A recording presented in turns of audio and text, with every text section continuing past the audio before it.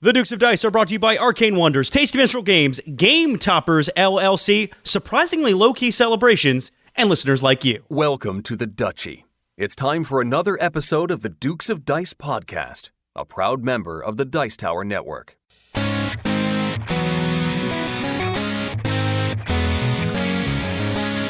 Coming to you from the Duchy in the Duke City, Albuquerque, New Mexico, and the gateway city, St. Louis, Missouri, it's the Dukes of Dice, a podcast about board, card, and occasionally role-playing games.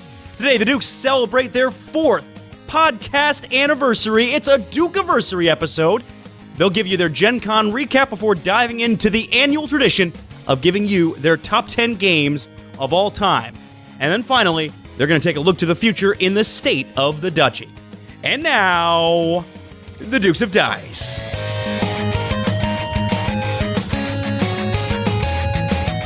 Hey there, everybody. Welcome back to the podcast. This is Sean. And Alex. Oh, boy, howdy. This is episode 182, which we're calling Quad-Ducal Take. That title thanks to Nick Hayes over in our Board Game Geek Guild. Of course, a reference to our long-running double takes, which sometimes become quadruple takes. I think that's a fantastic Quad-Ducal Take title. There we go. Yeah, so good job, Nick. And we have a bunch of other runners-up for this episode title, which we'll give you at the bottom. Are we at the bottom or are we at the top? If this were baseball and if this podcast were an inning, what are we at? It would still be bottom. We're at the bottom? What? No, we're at the top right now. We're at the top right now of the podcast, but we'll give them the rest of the names at the bottom of it. So I was correct. Yeah. Yes. I want to hear you say it, Alex. In what? But wait, if you just said 1 + 1 is 2, and then I confirmed that you were correct, like you don't get any brownie points for that. I should, though, because brownies are delicious. Is that correct or incorrect? It depends on how well baked the brownie is. I'm sure there's some terrible brownies out there. Okay. Well, we're already Just off saying. the rails. This is interesting. By the way, do you know what a surprisingly low-key celebration is? What is that, Sean? That is when Tom Hiddleston pops out of a cake. Hey-o! I don't get the reference. Tom Hiddleston?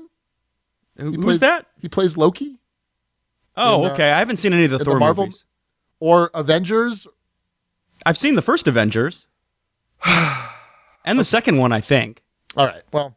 But I didn't see the big one where everyone was in it. What was that one?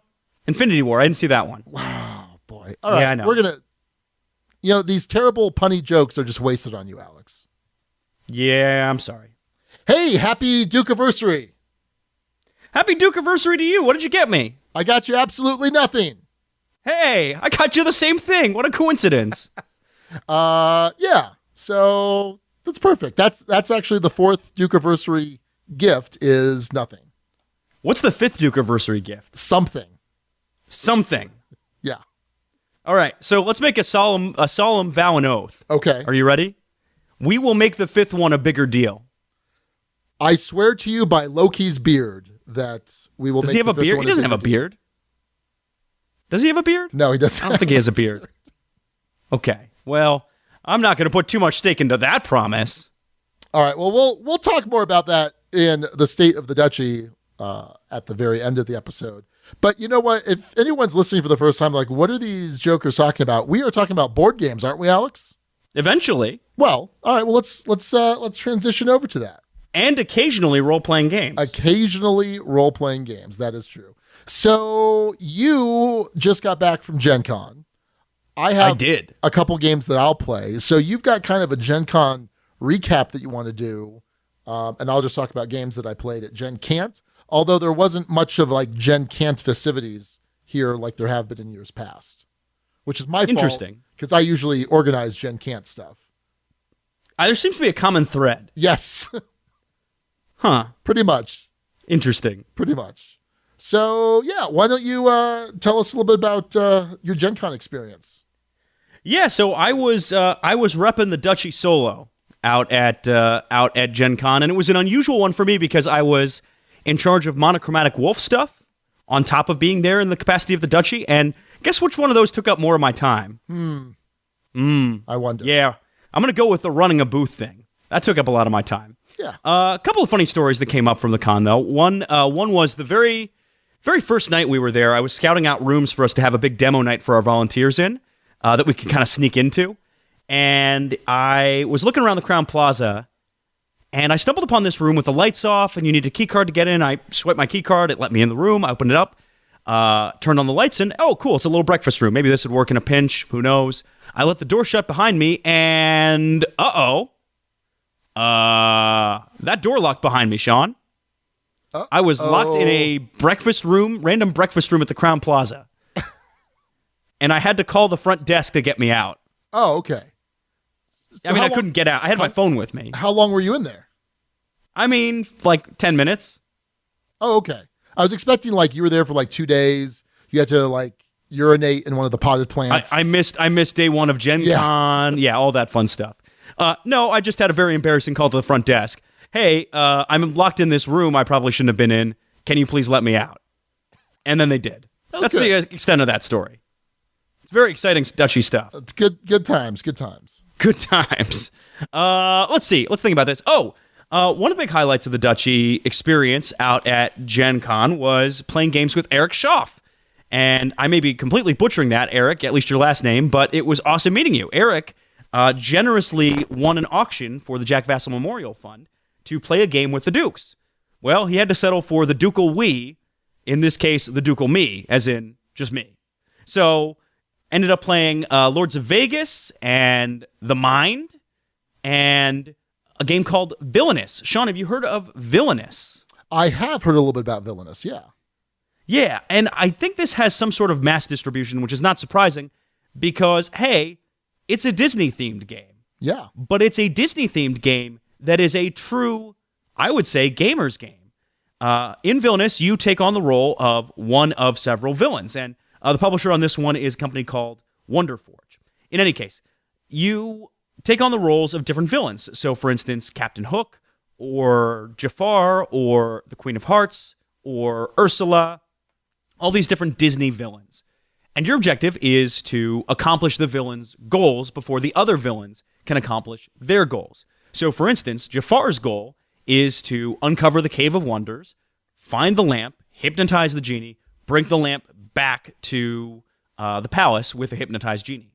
If you do all of that, you win the game. If you're missing on any of those steps, you haven't won the game yet, the game continues. A different character, for instance, the Queen of Hearts, you were trying to turn all of the ace cards into wickets and then take a shot through the wickets. How the game works is, at its core, it has sort of a scythe-style action selection mechanic, meaning you have one person who represents your villain who goes place to place, and then there are typically 4 actions on the space that you move to. Things like play a card from hand, or draw additional cards, or play fate cards on another villain. And fate cards are sort of representative of the heroes that the villains encounter. You'll pick another villain at the table, flip over 2 cards for them, pick one to put into play. So, for instance, for Jafar, someone played Abu on me, and Abu came and stole the magic lamp that I'd had, and kind of kept it to himself until I could beat him up. I ended up beating him up with one of the guards, and Iago. Iago was part of that fight too. Anyway, not important. What the trick is, though, when these heroes come into play, they will cover up 2 of the spots. So that space on the board becomes less and less valuable, and you have to move to a different space each and every time you're moving your pawn around. So it's a game with a decent amount of take that, which makes sense. It's a game about villains. So any of that sounding interesting to you so far, Sean? Yeah, it sounds interesting. Do they have any of the descendants of the villains? No. Okay. No, it sticks pretty strictly to the movie canon. So the hero decks are all based on heroes or different negative things that could happen to that villain over the course of the movie. For instance, for Jafar, there isn't any Return of Jafar action. There isn't any, what's that one? It's like Prince of Thieves or Seven Thieves, something like that. Anyway, there's a third one that was also out there that I watched as a kid. None of that's included. It's really just tied to the original movies featuring those characters. Gotcha. But what's interesting is each of those characters plays very, very differently because they're accomplishing different goals. But it is one of those games where it's, hey, this person's getting close to winning, everyone smack down on them. Okay, great. That person didn't win. Now this person's getting close to winning. Hey, let's smack down on them, and so on and so forth until someone eventually kind of breaks through that and wins. In the case of this game, it ended up being me. But I think think it just kind of dragged a little bit too long as a result of some of that. There was some really cool thematic play. I mean, you could kind of tell a story in the context of the movie of what you were doing. Obviously, things will happen out of order in this as compared to other things. Aladdin came and stole a giant hourglass from me, for instance, at the beginning of the game. But by the end, he was basically trapped in it back in the Sultan's palace because I didn't fight him, but I won the game. So that's sort of the story we ended up telling. It lends itself well to narrative, as you'd expect from a game featuring Disney characters. If you don't take that, though, I'd be a little hesitant. I will say this, though. Don't dismiss the game because of its theme. It's a legitimate gamer's game, for sure. All right. Yeah. And played Lords of Vegas, got my butt handed to me, went and gambled in other people's casinos 8 times, and I think won once or twice out of that. And, lost all my money. Wasn't a good scene. Probably the worst I've ever done in a game of Lords of Vegas. So Lords of Vegas is the answer to the riddle that you posed to me the other day on chat. Got it. It might be. It was in the mix, Sean, I'll tell you that. To bring viewers into the mix, we were talking about our top 10s. We never reveal our top 10 lists, which we'll do later in the episode to each other, ahead of the show. But we do occasionally drop some hints. So Sean is trying to puzzle this one out. We'll see if Sean's right later in this episode. But anyway, that's a pretty good first part of Gen Con. I'll let you talk a little bit there, Sean. Yeah, I played games too. So, Alex, have you played High Society by Reiner Knizia? I have not. This game is good. So this is the reprint, and you know what? I'm completely blanking on who published this reprint, but basically it is a fairly straightforward bidding game. Everyone has a hand of cards that are different values from 1,000 to 25,000. And so everyone has the same amount of money. And what you're going to do is you're going to flip over these cards from a common deck that you're all bidding on. And so they're worth different points from 1 to 10. Whoever has bid on the most, or who has collected the most value and points at the end of the game wins. But there's a trick here. And the trick is if you have the least money remaining in your hand at the end of the game, you are not in consideration for highest point value. So I could have won every single hand or every single card, but because I spent all my money, I'm out of the game, which is interesting. An interesting little tension that you've got there. By the way, do you have the current publisher? I do. I'm going to give you a chance to answer this in the form of a riddle if you're prepared. Name of a company that we've played a couple of games of in recent years and tends to kill it.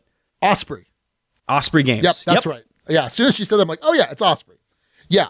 And this is an excellent production, by the way. The art is fantastic. It looks great. Card quality is really solid.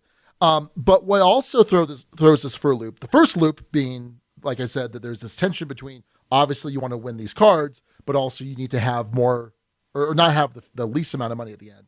The other tension is that there are these modifier cards that you can bid on. So there are ones that will change the value of cards that you already have, or they will make you discard a card. So for example, there are these bad cards that you don't want. And so instead of now auctioning or rather bidding to see who gets the card, you're bidding to see who doesn't get the card.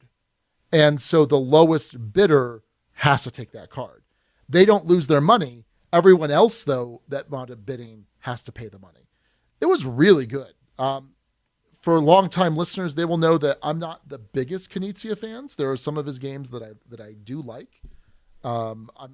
Typically some of the more complicated ones like Tigris and Euphrates, I think is really good. I liked Medici well enough, but I only played it the one time. And this one I think is really excellent. So I would highly recommend, if you're a Knizia fan, obviously check this out. If you're a fan of bidding type games, this is probably a little bit lighter than say like Biblios, but it was really solid. I really liked it. I think it's beautiful art. I would definitely recommend picking this up if any of that sounds interesting to you. It sounded like it has somewhat of a similar mechanic to For Sale. Kind of, except that For Sale kind of has like a 2-part process, similar to like Biblios, right? But here, it's just one. It's one process, right? You're just bidding on these cards, And the game length is variable as well, because when these modifier cards come up, I think when the third out of the fourth one pops up, that triggers the immediate end game. So you never quite know when it's going to happen. But yeah, I would say it is shorter than For Sale.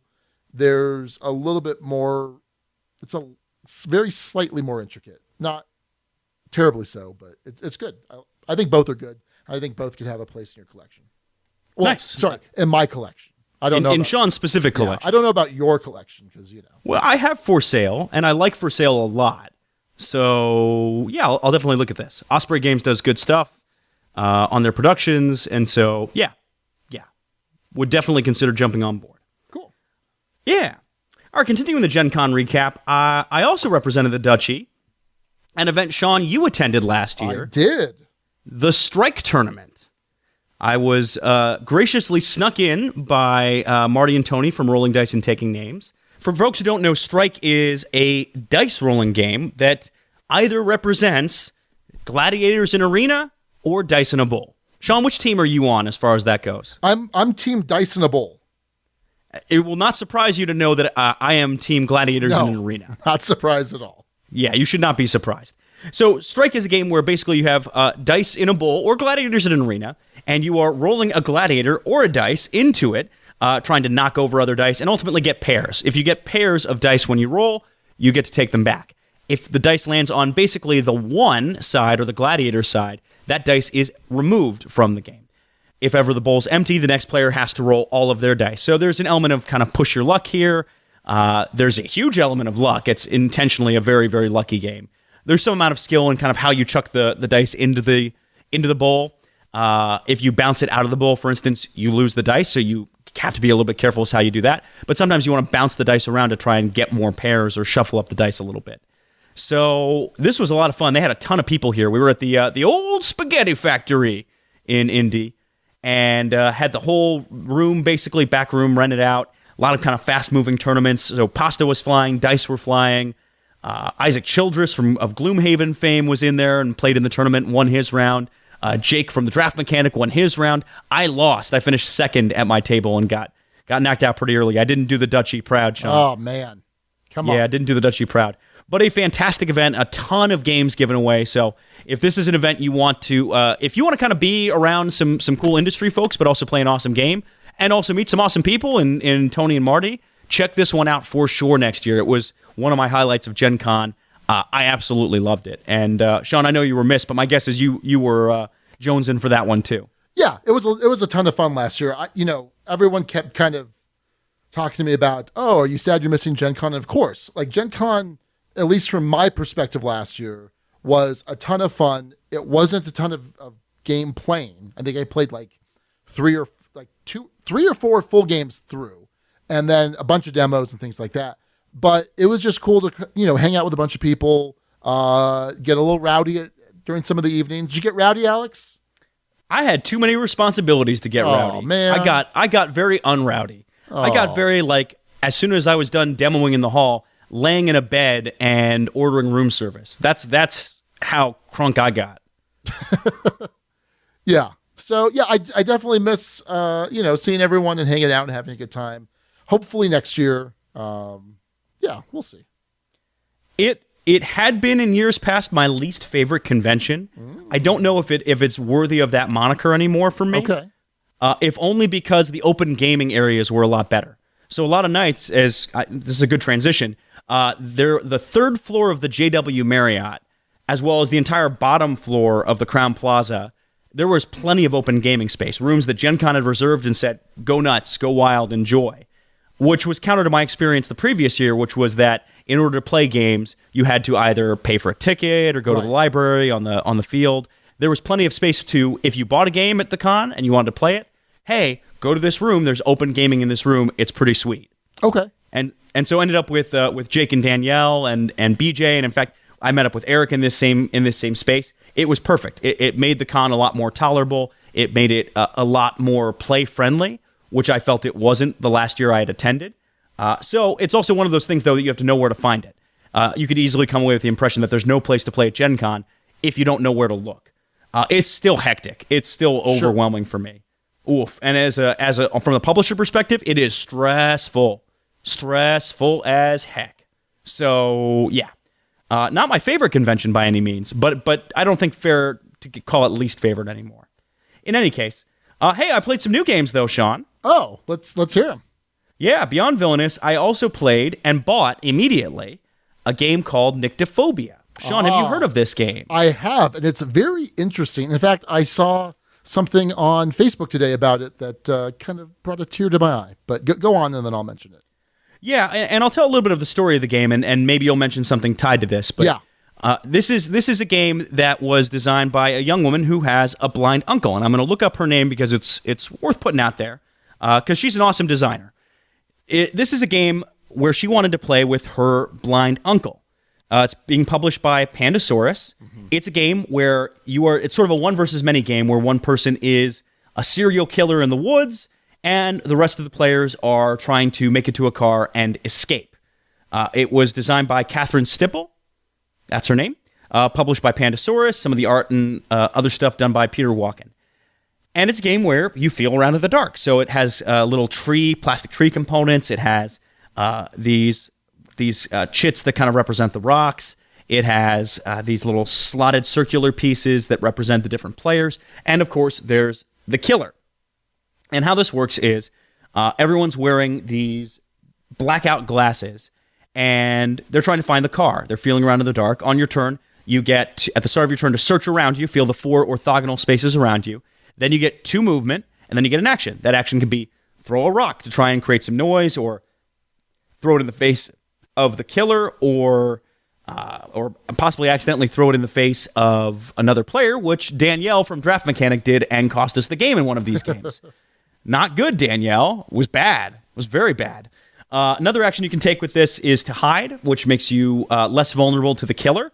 But if you ever make noise during your turn, there's a noise token put there, and you are considered unhidden. And we already found in the Jamie Stegmeyer game group, I played this game on Wednesday, someone found a way to kind of break that mechanic a little bit. In any case, and then the final action you can take is the sprint, which is basically run around blindly in the dark and see if you run into something or don't, or whatever the case might be. Players have special abilities, but then there's a deck of cards for the killer, the person playing the killer, who's sort of the GM as well. They're going to set up the maze, and they're going to kind of help the players move about, feel to their piece. My role in this was to be a spooky killer. So this is a game with some role-playing elements. So hey, occasionally role-playing games. Because you were trying to set the mood. I put on some creepy music. I tried to turn down the lights in the room, and tried to take on a bit of a persona, kind of a little like this. Hey, Sean. I'm sufficiently creeped out now. Hey, buddy. Nope. You think you're going to make it out of this podcast alive? I hope so. Yeah, me too. Anyway, so that kind of stuff. And there will be cards that will tell the killer to either tell 2 truths about the game situation, a truth and a lie, or taunt someone. So taunt the player furthest from the car, or taunt a player who has a rock. That's in the basic deck. There's an advanced deck which does crazy things like spin the board 90 degrees to mess up the players, or other things along those lines. So the game can get pretty wacky pretty quickly. And it's a very immersive game, Sean. It's a game that really brings people into its theme. So much so that I was playing this with my buddy Josh, my Monochromatic Wolf buddy Josh, and immediately after playing this, he said, "This game is a masterpiece. It is brilliant, and I absolutely never want to play it again." Never, ever, ever. He says that about several games. I forget. He does say that from time to time. Yeah. I sufficiently spooked him out, is sort of the bottom line of that. Nice. So I had a lot of fun being the killer in that game. I also acted as the friendly Shoggoth killer in one of the games as well, so that was fun times. In any case, I will say this about the game. It does what it sets out to do. It creates an immersive, unique, thematic experience. The execution on it, I think, is in places very weak. The rules don't quite function exactly the way you want them to. The rule book has some serious issues in my mind. It doesn't teach the game properly. It leaves a lot of ambiguity and some unanswered questions, which I find a little disappointing. Because at its core, it should be a fairly simple game. Sure. Mechanically, it is a reasonably simple game. And I don't want to take away from the fact that it's a brilliant concept and a brilliant design and really a touching story behind it. It's one that I have in my collection, but it's closer to a 4 than, say, a 5. And I was hoping for this to be like a 5 or a 6 kind of a game. Yeah. So I will run it, and I will suggest it to kind of give people the experience. I don't know what kind of staying power it's ultimately going to have. But I'm excited that such a thing exists, and I think it opens up some cool design space. Sean, what was the thing you saw that had you tearing up? Yeah, it was just the designer presenting the game to her uncle, to her blind uncle, and it was just really touching. It was really cool, and it's cool to see that was the inspiration behind the design, and then just the payoff, and just the whole idea of how board gaming can bring people together. Alex, it was really cool. Yeah, it's cool to have a story behind the game like this. I recommend people check it out, especially if you have a group that likes to really get into kind of the thematic elements of it. Mm-hmm. I'm excited to play it with my girlfriend and some of her folks who aren't necessarily as big of gamers, and not so much with my family. But it has enough play groups and enough situations where it will come out for a bit. I don't know if it'll stick around forever. In any case, that's Nyctophobia, and I liked it. I bought one other game at this show, Sean. Yeah. One other game. So last year at Gen Con, I bought, I think, one game the whole show. I bought a game of, what is it called? Cobra Paw, which is a speed game where you go meow and try and grab these little tiles out of the center of the table. Fun, cute, easy, love it. And there's something about speed games that tends to hook me. Ghost Blitz and Ghost Blitz 2, the Ghost Blitzening, are both in that category as well. And I had heard of this game, and had heard it was worth checking out. And then I went and checked it out. It's by Smirk and Dagger. Is it Smirk and Laughter? I don't know what they're going by these days. But in any case, it's called Not So Fast, the game. It's a speed game where you're flipping up cards and then trying to grab nuts. Cashews, pistachios, pecans, walnuts. I probably listed too many nuts. I think the game comes with 4 different kinds of nuts. Either the cards will flip up in such a way that there are matching things. So if there's 4 of a kind, you're going to grab that nut. But if there's 7 of this kind, then you can grab this one rare nut. But there's other cards that come out that are silly poses. So if a 1 comes out, do the pose in number 1, and whoever's last to do it takes the cards. Your objective in this game is to take the fewest cards. That's the gist of it. That's the game. That's Not So Fast. I bought it immediately. I'm happy to have it in my collection. I'm excited to play it with folks. And I think it'll make for a pretty good party game. Cool. Other things I received at Gen Con, I got a prototype copy of Football Highlights 2052. Yeah. Not first mention, because we've talked about it on the show before. I guess first mention in this episode. Which is going to be coming to Kickstarter, I believe, in the next couple of months here. I have yet to actually play it in time for this episode, but I expect to very soon. And we'll give you thoughts on where this is. I've heard from Dan King and Mark Streed that it is excellent. And I'm excited to see if it lives up to that reputation. You might be hearing a little something else about Baseball Highlights 2045 later on in this episode. Oh, yeah? Yeah, I think that'll pretty much do it for my Gen Con recap, though. I did not play very many games. Well, that's fine. Did you run into any of the Albuquerque crowd? So yeah, I definitely saw a few people at Gen Con who I recognize from the Berkey days. I also saw Berkey, but that's not what I'm talking about right now. He's not from Albuquerque. I see Berkey at every show, so it's all good. I love seeing Berkey. I didn't get any Berkey jerky this time though, which disappointed me. Is Berkey your new arch nemesis? I'm confused. No, of course not. Oh. No, that's still Steve O'Rourke, my arch nemesis and rival. Okay, just checking. I don't know. It just seems like you're throwing a lot of shade at Berkey right now. I am throwing no shade whatsoever at Berkey, other than the fact that I didn't get to enjoy any of his delicious jerky, which, given how busy he is, he may not have had time to make.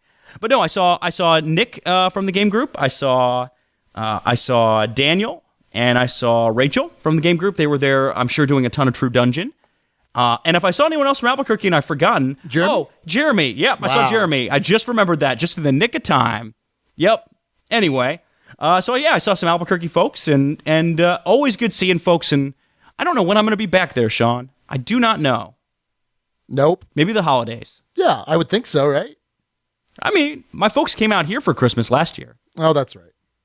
Anyway. Well, nice knowing you, Alex. Nice knowing you, too. Hey, we'll talk about all that in the state of the Duchy. So that's my Gen Con. I went there. I was exhausted afterwards. And I had more fun than I did the year before. Well, let's say that Sunday, this last Sunday, which was the last day of Gen Con, let's say that I had a Gen Can't experience. Alex, I played a game. I met Rory at 8 in the morning. Actually, we got a bit of a late start, 8:30 in the morning.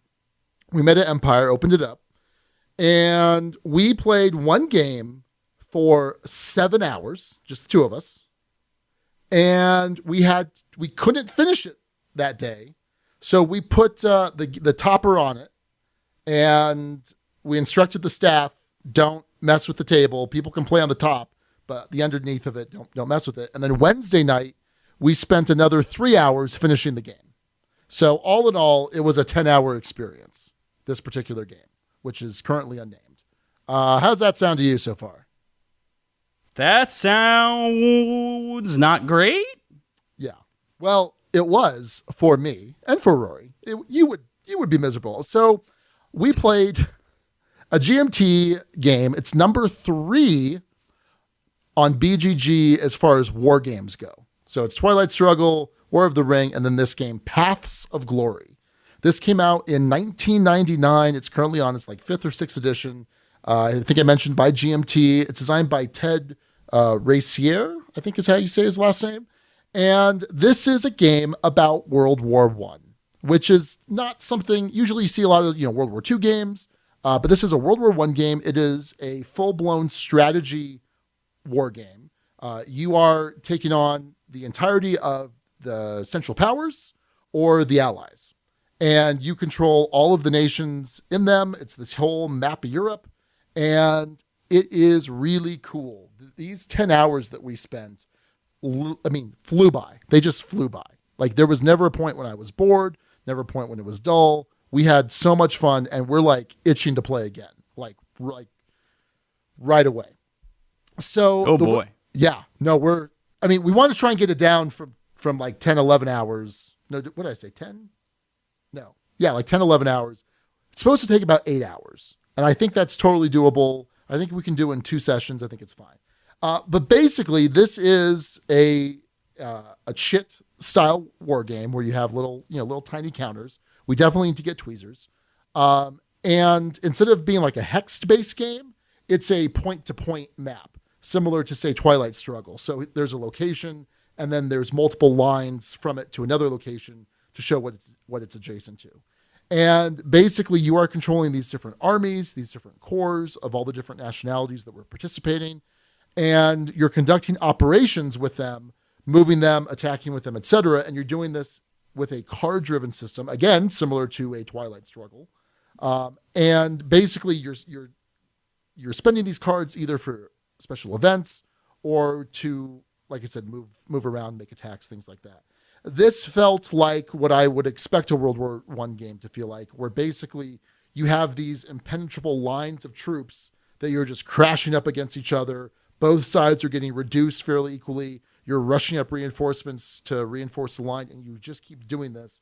And you're just looking for little tiny advantages to outflank someone or try and, I don't know. It was really good. Now, what you don't want to do in this game, Alex, is you don't want to have a little force that you just make a beeline for the enemy's capital, which Rory did 3 times, because the most important thing in this game are the supply lines. You have to be able to trace a line from a unit back to a supply center, and it's really easy to just completely cut off units. They can't activate, and then at the end of the round, they get destroyed.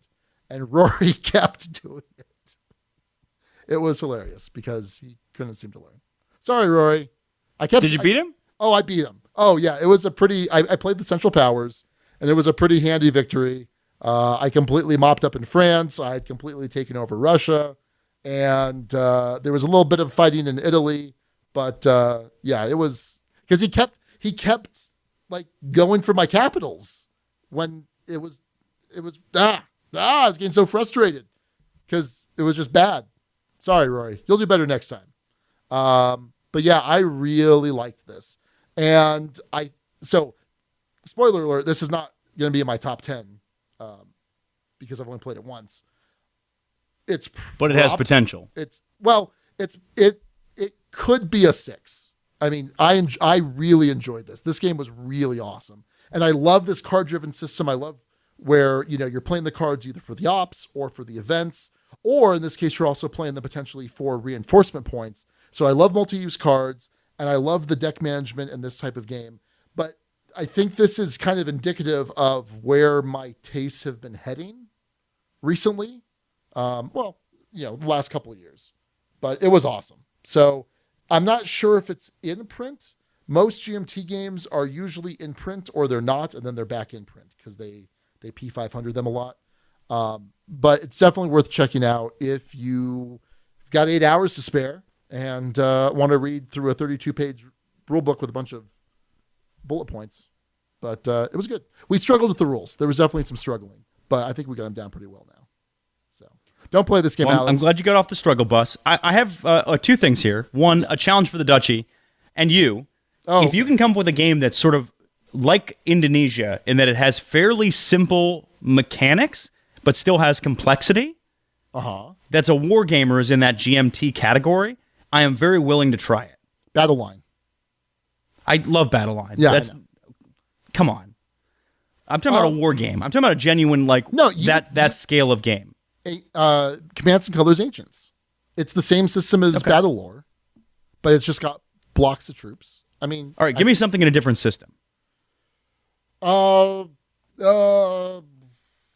not really. I mean, well, I don't know. There's a new one that just came out, Fort Sumter. It's a challenge to the Duchy. There's a Fort Sumter game that just came out. I have it. I still need to break it out. It's kind of on their lower complexity end, but I don't think that's really their bag. That kind of, yeah. So. Or it doesn't even have to be from GMT, but a war game of that type.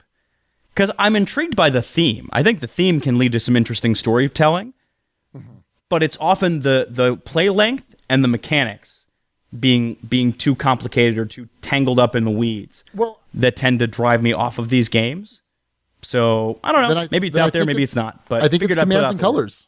Seriously, Commands and Colors is where it's at then. Sure. So. Hey, separately, congrats to Rory. He got engaged. He sure did. Did we not mention that? Did he? Last episode? Yeah. I don't know, maybe. I don't know. I don't remember. Well, congrats again, Rory, if we already said it. And then congrats for the first time if we didn't. His engagement present was a trouncing in Paths of Glory by me. Nice. So nice. Very nice. Well, anyway, that's Gencon, and that's what Sean was playing when he wasn't at Gencon. So, hey, let's go to the news.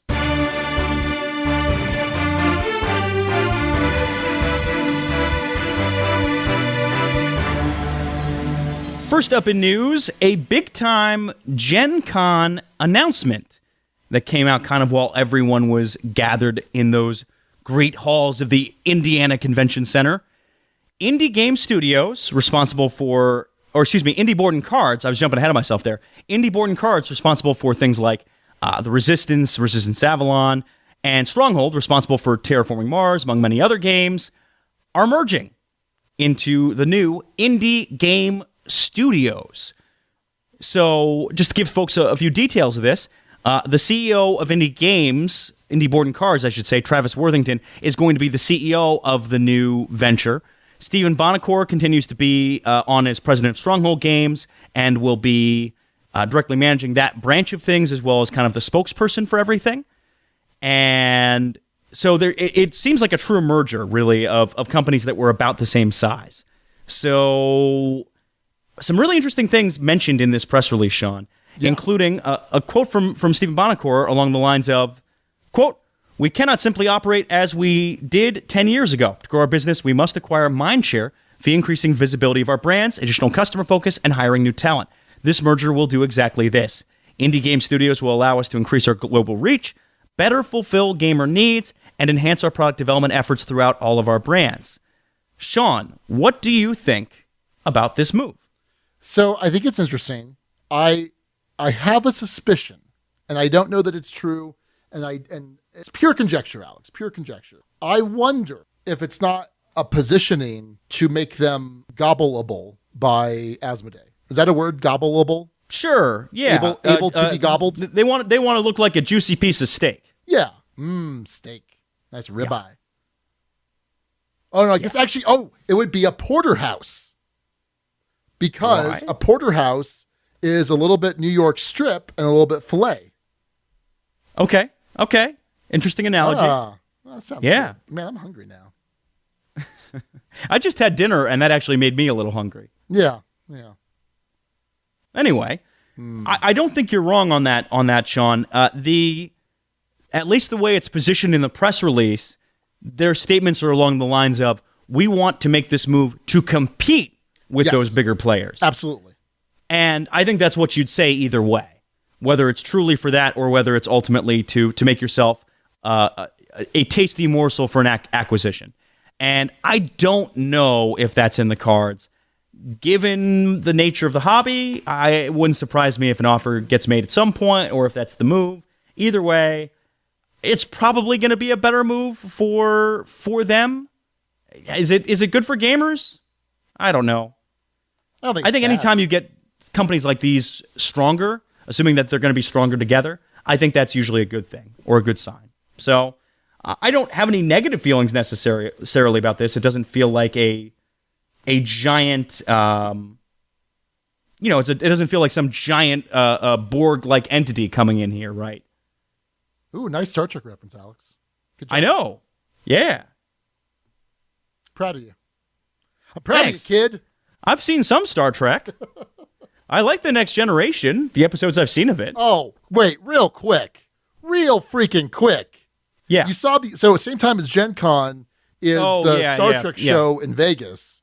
And I got to tell you, speaking of getting teary-eyed earlier, I got pretty teary-eyed when Patrick Stewart announced that Jean-Luc was coming back for a new Star Trek show. Like, I am so on board. I am so cynical when it comes to reboots and all that stuff. But like, oh my God, I'm so excited.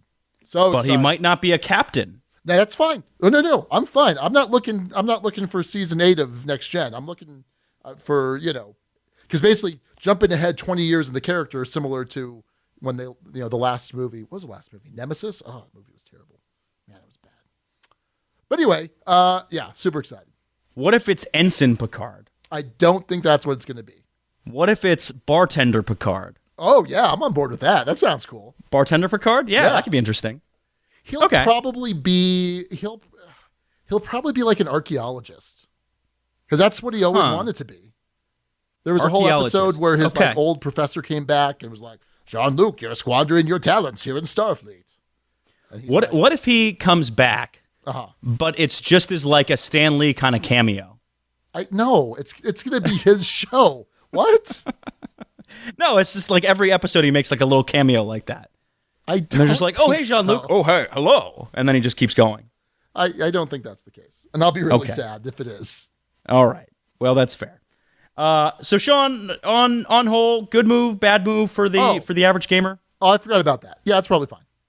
It's probably fine. No, I think it's fine because I think they're maintaining independent studios within. So I think for the average gamer, it's not going to be a big discernible difference. I don't think so either.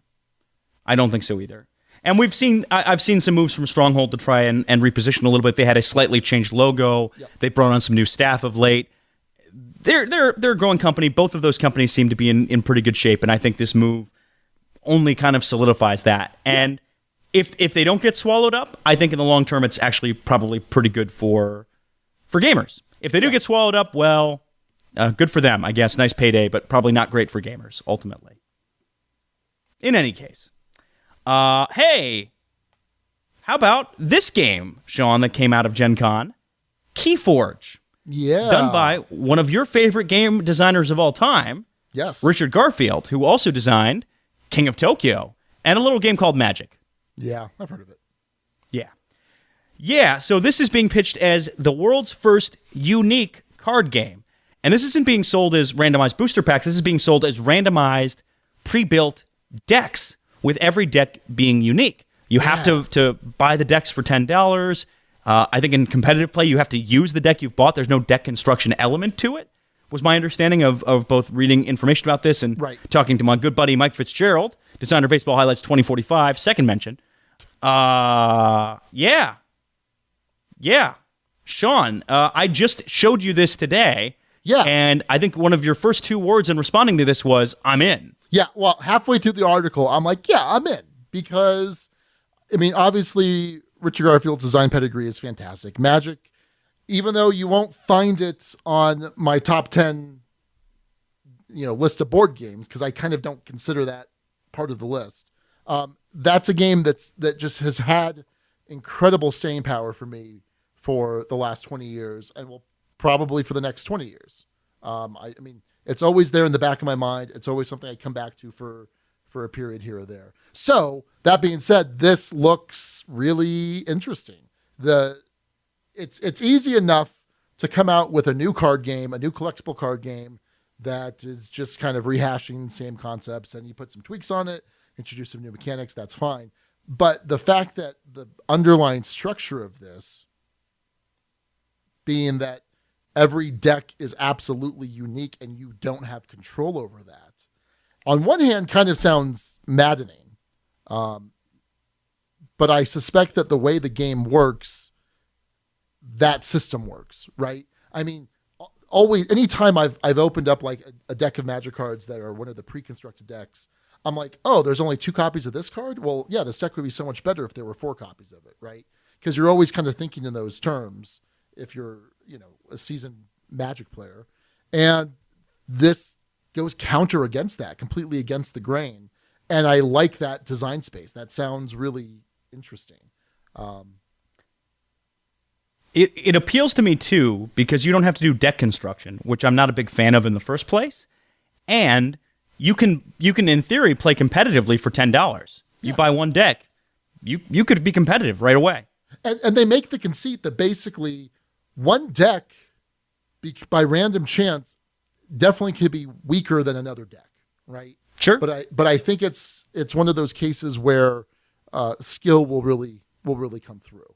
And that's the case in Magic too. I mean, certainly a top tier deck versus a budget deck, the top tier deck's going to win most of the time, but the person piloting that deck still can have a big effect on the game, because there's these little micro decisions that I think in this type of game we're going to see, right? It's going to be the most efficient use of card play. And I'm really interested for this. So they were selling this at Gencon, right? Yeah, at least a few copies. Right. And I think that's similar to what they did with L5R last year, where, initial small print run at Gencon and then wider release later in the year. And that's the plan with this. So I would expect December. That's kind of their track record as far as doing some releases at the end of the year. If it's sooner, great. I mean, if it's something that comes out in September, I'm on board. This sounds really interesting to me, especially with a pretty low entry point of $10 gets you a deck. I think it's $39.95 for a 4-deck starter set. So 4 decks for $10 each. That works too. So seems pretty interesting. Yeah, I'm on board in that. Again, it's affordable to be competitive, and if I don't want to build the deck, I don't have to. I can work on kind of improving my skill at the game without having to meta think about building the best possible thing. So definitely on board. Yeah. So that is KeyForge. Look for it later this year from Fantasy Flight. All right, finally, a Kickstarter. Hey, we always talk about a Kickstarter. Let's talk about Drug Lord, Lord of Drugs. No, let's not. No? You don't want to talk about that one? No. I don't want to talk about that. I mean, they might make it, Sean. It's got some time left, but it's like they haven't quite made their funding goal for Drug Lord, Lord of Drugs. 1,000 of 6,000, I think. Yeah. By the way, it's a game about the international drug trade that's also family friendly. And it takes elements from Monopoly, Risk, and Settlers of Catan. How can it fail? Yep. Anyway, that's not what we're actually talking about this week. We're going to actually talk about Endogenesis. Oh, but to be very clear, Drug Lord, Lord of Drugs is an actual Kickstarter project. It is. Anyway. It is. And it will be over by the time this episode airs. So yeah. You can go look at it and wish you had backed it. Yep. Endogenesis. Endogenesis is a game that looks absolutely stunningly gorgeous. Like real good. Like real good. I'm not talking about gameplay-wise. I'm just talking about the look of this game. So it's a game that is set in an alien universe. There are guardians there who are battling each other for ultimate godhood. It's a card game where you have free-for-all combat to try and kind of climb the hill and become the next god of this world. So you're trying to collect skills in different ways, customize your character with powers, upgrade your characters, by defeating enemies. So there's a little bit of kind of enemy farming in this. There's some amount of freedom on your turn in terms of how you do actions. But man, oh man, the production on this thing is slick. Yeah, it looks really good. So the art is interesting. It's like these dark cards, like the background of the cards is dark, but then it's these really like bright, vibrant colors. And so it just really pops. I think it looks great. And it does look really interesting. Basically, the different skills, you are kind of picking how to make your character unique, and then you have options on some of those skills to apply the shards to different upgrades on the skills that you've chosen. And there's different classes of skills, like different like groupings of them.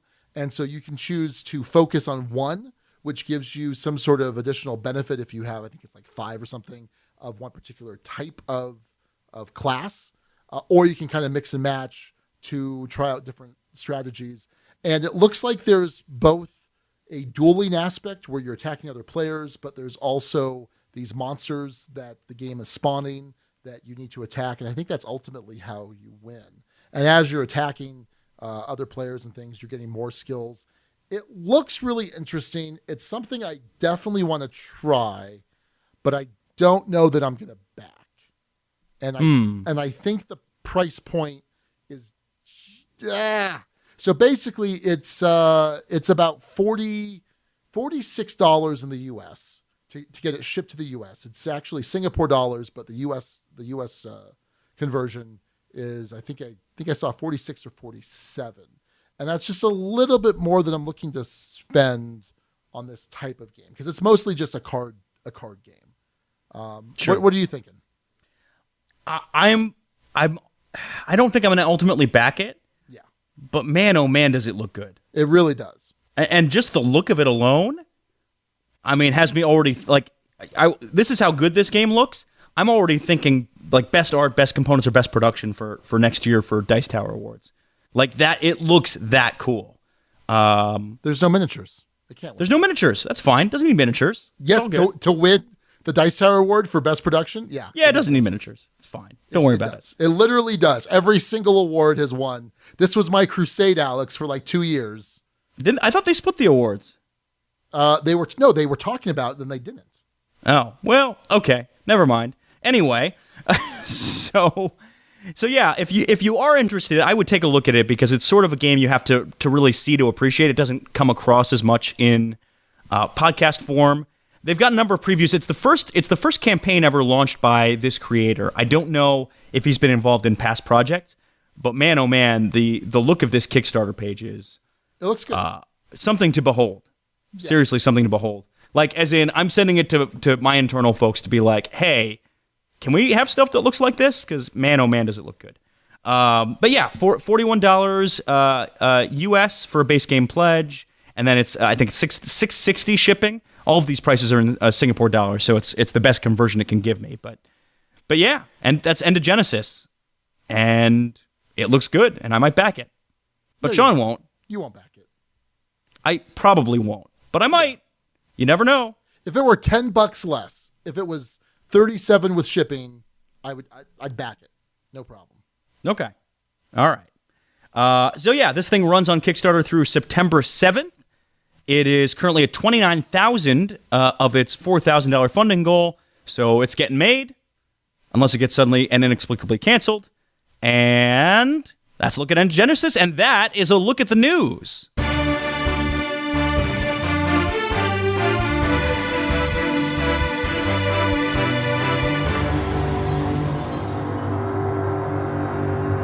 The war lasted 1 hour and 45 minutes. No one remembers who fired first, but the outcome was worse than even the starkest of projections imagined. The simultaneous detonation of so many weapons attacked the planet on a subatomic level, scouring the atmosphere, boiling the seas, and turning forests to ash. To operate and survive in this new hostile environment, powerful walking war machines were created. Critical Mass is a game of hardcore, heavy-hitting mech-on-mech combat. As the pilot of a massive war machine, you must head out into the irradiated wastes and face down the unworthy upstarts who dare to challenge your dominion. After all, the honor of your survivor enclave is riding with you. featuring simultaneous play with mech customization on the fly. The tension is sure to stay high in every fast-paced combat until the final armor plate is incinerated. Critical Mass is the latest in the Dice Tower Essentials line from Arcane Wonders. Be sure to keep an eye out for it later this year. It's not a blunder if you go with Arcane Wonders. You can find all their awesome titles at ArcaneWonders.com.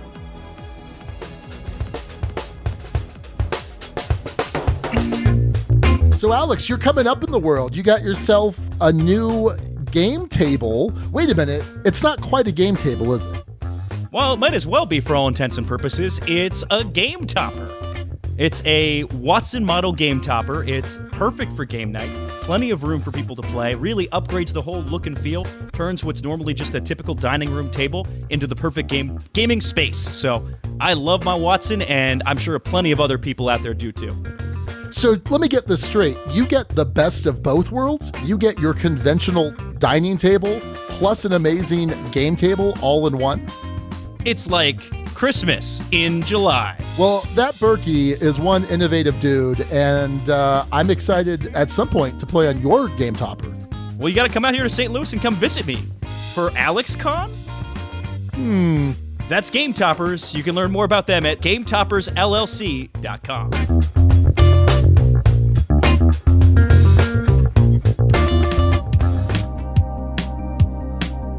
Hey Alex, have you ever wondered what trolling would look like as a board game? I haven't.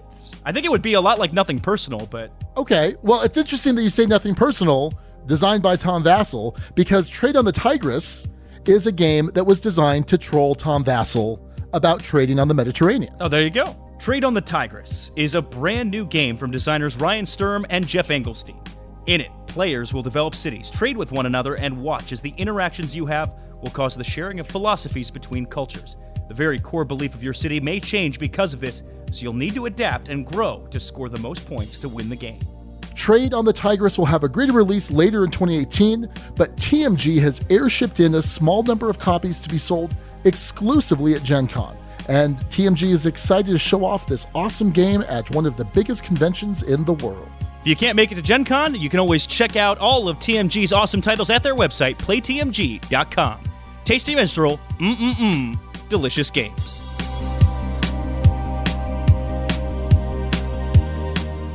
It is a tradition as old as the Duchy. From episode 1 all the way through this one, episode 182, we have given you and then updated each and every year our top 10, and this year is no exception. So which games made the cut and which games are soon to be forgotten from this epic list? It's our top 10 of all time. All right. Well, yeah, I'm looking forward to this. This is always something that I know I agonize over, and from some of the things you were saying on chat, I know you were agonizing over.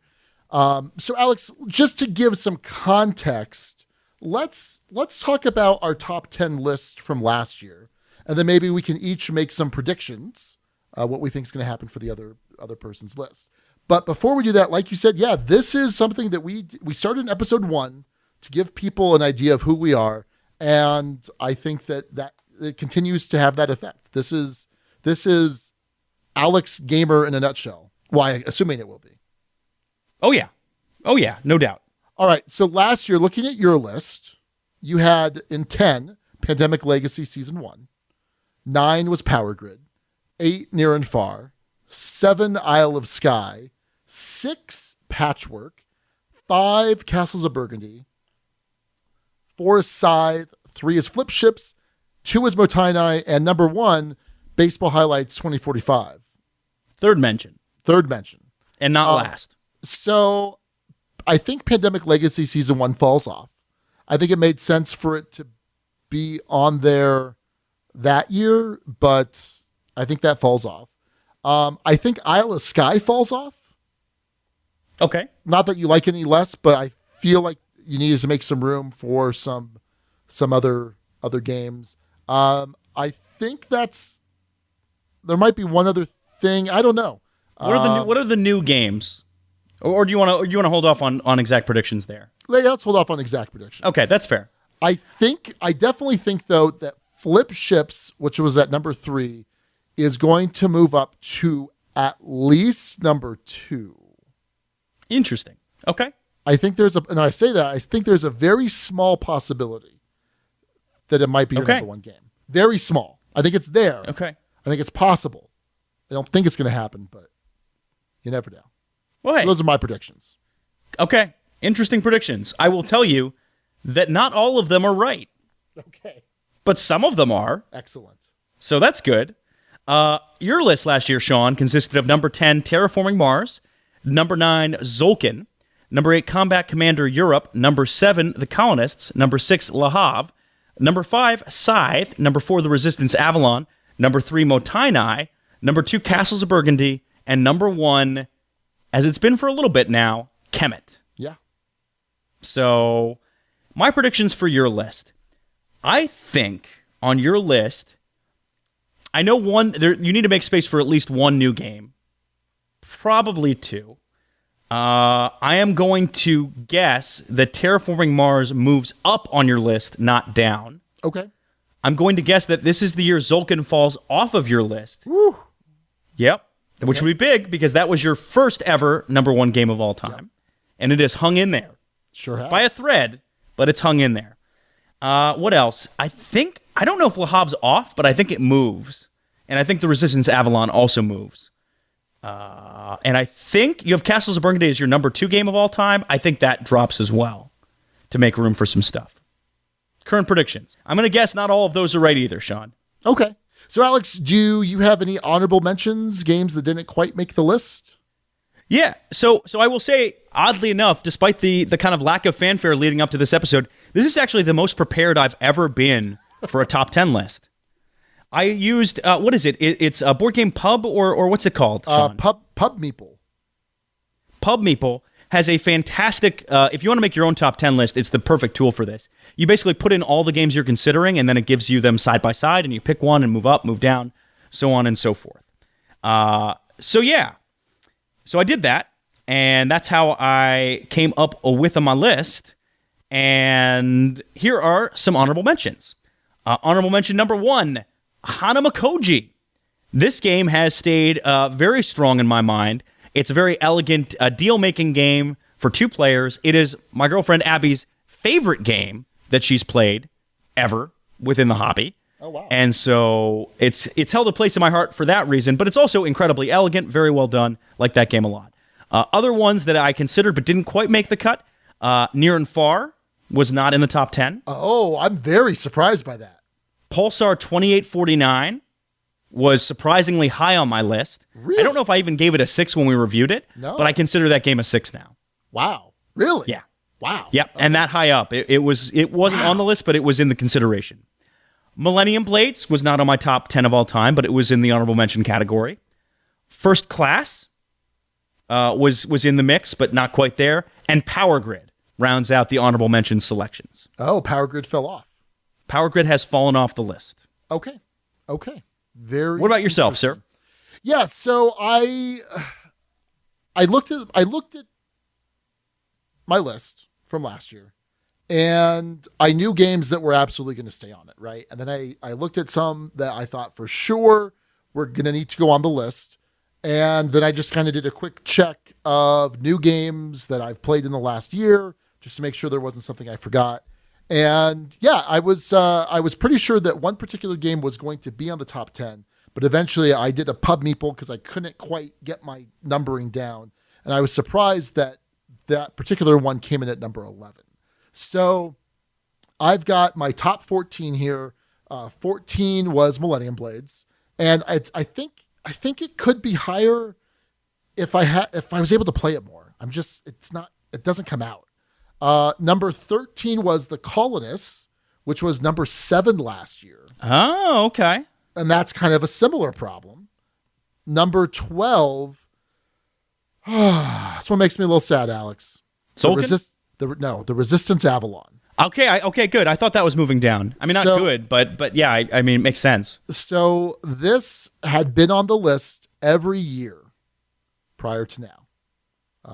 So it fell off, and man, I love this game so much, but I think it's a product of that we just don't play it at Empire. It's not something that our group is particularly crazy about that style of games. We have a lot of people in the group that don't care for that style of game, and it just doesn't come out. But I mean, I'm always going to enjoy it. I will certainly never turn down to play it. I think it's just fantastic. So I was a little sad. And then number 11, the game that I was convinced was going to be on my top 10, but it got pushed off, and that is 1846, an 18xx game. This one is by GMT.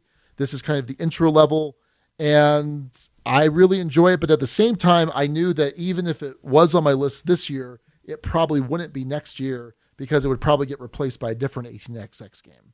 But I was surprised. I thought it would be on the list. So those are my honorable mentions, but let's jump into the list themselves. All right. Number 10. My number 10 game of all time is a game, Sean, that had previously appeared on my list, but has not been on the list itself since 2015 when it was number 10 on the list. It is in that same spot now. And I think there's some amount of recency bias here, Sean. Yep. Lords of Vegas. Lords of Vegas is my number 10 game of all time. This is, and in the context of the hobby, it sounds weird to say this, but it's kind of true, an oldie but a goodie, I guess. Yeah. It's not that old of a game, but boy, oh boy, does this thing pack a punch in a really fun, thematic way. The mechanics of it in a lot of ways are dirt simple. Flip a card, pay everyone out, claim the lot for where that card is assigned to, build your casinos. Whoever has the highest number in a casino controls that casino. Play until you get the game over card towards the bottom of the deck, paying out for size of casinos. But the wheeling and dealing you get in this game, it's a satisfying kind of deal making. Oh, yeah. The fact that you can pay money to re-roll casinos, there's moments of surprise, there's moments of swinginess in the game, moments where your strategy, your best laid plans may all be for nothing because you done screwed up, you didn't plan properly, and you messed things up. It's a 2010 game, but it still holds up, and it's still one that, if it's suggested and I have the time to play it, I'm absolutely going to get this one to the table. But because it has that nice thematic flair to it, because it has those nice simple mechanics to it, and still has enough depth and interest and intrigue, it's one of the first games I played in the hobby back with you when we were getting into it, and it's still one that really holds up to this day. That's Lords of Vegas, my number 10 game. Very cool. Yeah, it's still a 6 for me. It's definitely in my top 30, probably. But yeah, it's just great. Yeah, that's what I thought. So I was right. My prediction was right. Nice. Good job. Yeah. All right, my number 10 is a newcomer to the list. And I thought it was going to be a little bit higher up, but no, it squeaked in. And that's Gloomhaven by Cephalofair Games. Lower than I thought. Yeah, me too. I did think it was going to be higher. No, this game is fantastic. I talked about it a couple times on the show. Obviously, it is one of the biggest hits that's come out in the last year or two. It's what is on BGG right now? Is it number 2? It's 1. Is it 1? No, it's got to be 1. I'm 1? pretty sure. I don't remember. Yeah, no, anyway. it took over the number 1 spot a little while ago. I will double check that, but it's number 1. So it is a very interesting dungeon crawl, kind of with Euro mechanics. I always hear it described that way. I don't know that I quite agree with that. But it's got something that Alex, you know I love, and it is a campaign system. Man, I love taking a character, giving them new skills, giving them new equipment, and just watching them grow and become more powerful. And this game has this really interesting card play where you are playing 2 cards from your hand each turn, but each card is divided into a top and a bottom, and you pick one top from one card, one bottom from another card, mix and match these different actions. Tons of different characters. There's tons of different monsters. So much crammed into this box. I'm playing with Raquel. We're playing 2 players, but we each have 2 characters. Alex, I bought a 3D printer to print terrain for this game. So that's why I'm surprised it's so low on the list. Well, I need some more time for it. Might grow. And there's announcement of a new expansion. Let's see what happens when we get a little bit deeper into the campaign. But I'm loving it. I'm jonesing for it every week. And it's just great. I think Isaac Childress kind of captured lightning in a bottle here. To give you a sense of it's not just number 1, but could be an insurmountable number 1 in many ways. Pandemic Legacy swept through and knocked out Through the Ages is the current number 3 game. And it's doing very well. Its average score is an 8.6, which is incredibly high on BGG. Pandemic Legacy's average score, on the other hand, is an 8.66. Gloomhaven's average score is an 8.97. Ooh, almost 9. Yeah. Right. So every rating it gets that helps it maintain that score has it jump that much higher on the Geek rating. It's a full 1/10 of a point higher in Geek rating than Pandemic Legacy is. It's a hard one to catch. I'm not saying it's impossible. Obviously, people would have said, oh, Pandemic Legacy Season 1's going to be there forever. Who knows? But Gloomhaven has surged, and boy, oh boy, has it captured a lot of people. Yeah, cool. All right, so that is my number 10, Gloomhaven. Number 9. So my number 9, Alex, you predicted correctly. It's fallen a little bit, and that is Le Havre. This is the second year on the list, and it was my number 6 game last year. This is hands down my absolute favorite Uwe Rosenberg game. This is one of those games where I've talked about playing it on the app, playing it in real life with actual cardboard. I love doing both. A lot of times playing the game on the app will kill it in real life for me. Not the case here. I love playing it either way. And we actually, Dan and Rachel, who you mentioned earlier, they've gotten it out to the table at Empire like multiple times in the last like month or two. And I've been so jealous. I've been like, oh, I want to play that. I love it. And in fact, I'm probably going to play a game this weekend on my iPad at least. So this is, it's a really interesting, it's kind of worker placement. You have one worker and you move them around these different buildings. You're basically either taking an action or you're taking a bunch of different resources that have accumulated on these spots in the harbor. And ultimately you're trying to turn one good into a more expensive type of good and turn that into something else and hopefully ship it all off to make some good profits. Ah, I love Le Havre. It's so good. Yeah. So that's my number 9, Le Havre by Uwe Rosenberg. Very nice. My number 9 is a newcomer of a game. Has not been on this list previously, but is not a surprise to anyone who heard me review this game. It is a game that perfectly captures what it's like to be in a relationship. Fog of Love is my number 9 game of all time. Boy, oh boy, Sean, when I first heard about this game, this was one of the rare Kickstarter projects that I backed. I am a sucker for a game that tries to do something unique. And this not only delivered, it over-delivered. First of all, it's gorgeous. The game's graphic design and the look and feel of the game is fantastic. They knocked it out of the park there. But then add on top of that, you have this fantastic experience of building a relationship. You are playing cards out of hand that set up these different scenes. For instance, hey, I want to go out. You know, they can be really light. Hey, we're going out for the night. What do you want to do? Do you want to go to a party where all the stars are? Do you want to maybe skip going out tonight and just kind of cuddle with the two of us or go to a nice restaurant? And if you match on those things, usually something good happens. If you mismatch, something bad can happen, or neutral or different or whatever else. Your character has secret personality goals that you're trying to accomplish, reflective of how the relationship is going at that part. It's half Euro game. It's half role-playing game. It feels unlike a lot of other games out there on the market. And the scenarios are a ton of fun to play out. And you just get these ridiculous moments.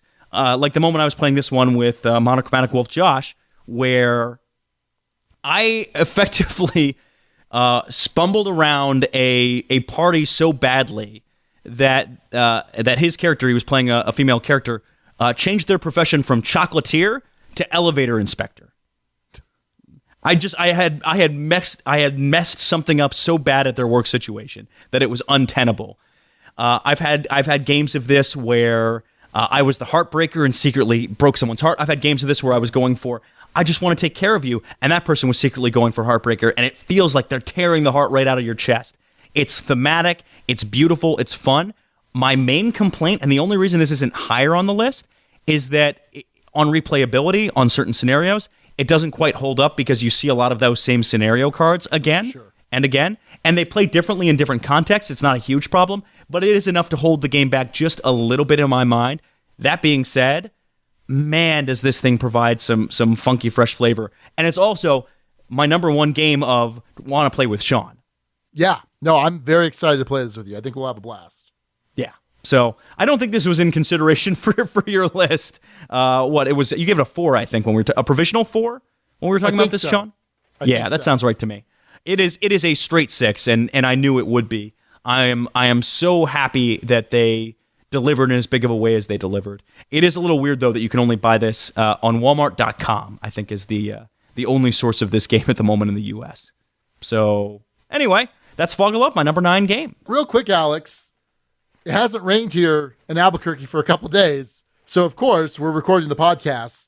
So, monsoon season's like, time to ruin Sean's feed. So, sorry, everybody. It's all fine. All right, on to number 8. Number 8. My number 8 game of all time is a familiar game on this list. It's a game that mysteriously dropped off for 1 year, but is back in full force, albeit a little bit lower on this year's list by a few spots. That is Castles of Burgundy. Now, Sean, you and I are both Feld fanatics on this show. Are we? You are more of a Feld fanatic than I am. Okay, all right. You're a Feld fanboy. Yeah, absolutely. Every day of the year is Feldmas for Sean. Absolutely. Old time Feldmas. Old time Feldmas. Yeah. Well, this game is a rare game for me that is, quite frankly, kind of ugly. It doesn't look as good on the table as a lot of other games. It could do with a good sprucing up, but is it so satisfying? Oh, it's so satisfying to draft, to roll the dice, to try and mitigate and handle and deal with complete regions. There's different strategies in this game. There's a lot of cool elegance. It's not so much that it's overwhelming. It plays great online. It plays great in person. The online version doesn't necessarily kill the in-person version of this. It has some amount of fiddliness. It has a lot of elements of things I don't necessarily like in games. That being said, the game itself is so good. It definitely warrants a spot on the list, and it's hanging on there for another year. Got to give Feld some props, man. He has designed some fantabulous games, and this, in my mind, is chief among them. I was debating between this and Aquasphere for a while. It's this one. This one has stood the test of time a little better than Aquasphere has in my mind. I still like cleaning off those squids, though, Sean. Still like cleaning off those squids. So I should probably talk about it here since it has actually fallen off my list. What? No, I'm just joking. Okay, what? That's fine. Yeah, come on now. My number 8 is another correct prediction on Alex's part. Terraforming Mars. You said that this would have moved up the list, and it did. It was my number 10 last year, so it's moved up 2 spots. Second year on the list, and man, this game is so good. And everyone that I teach it to loves it. It's Mariah's favorite game right now.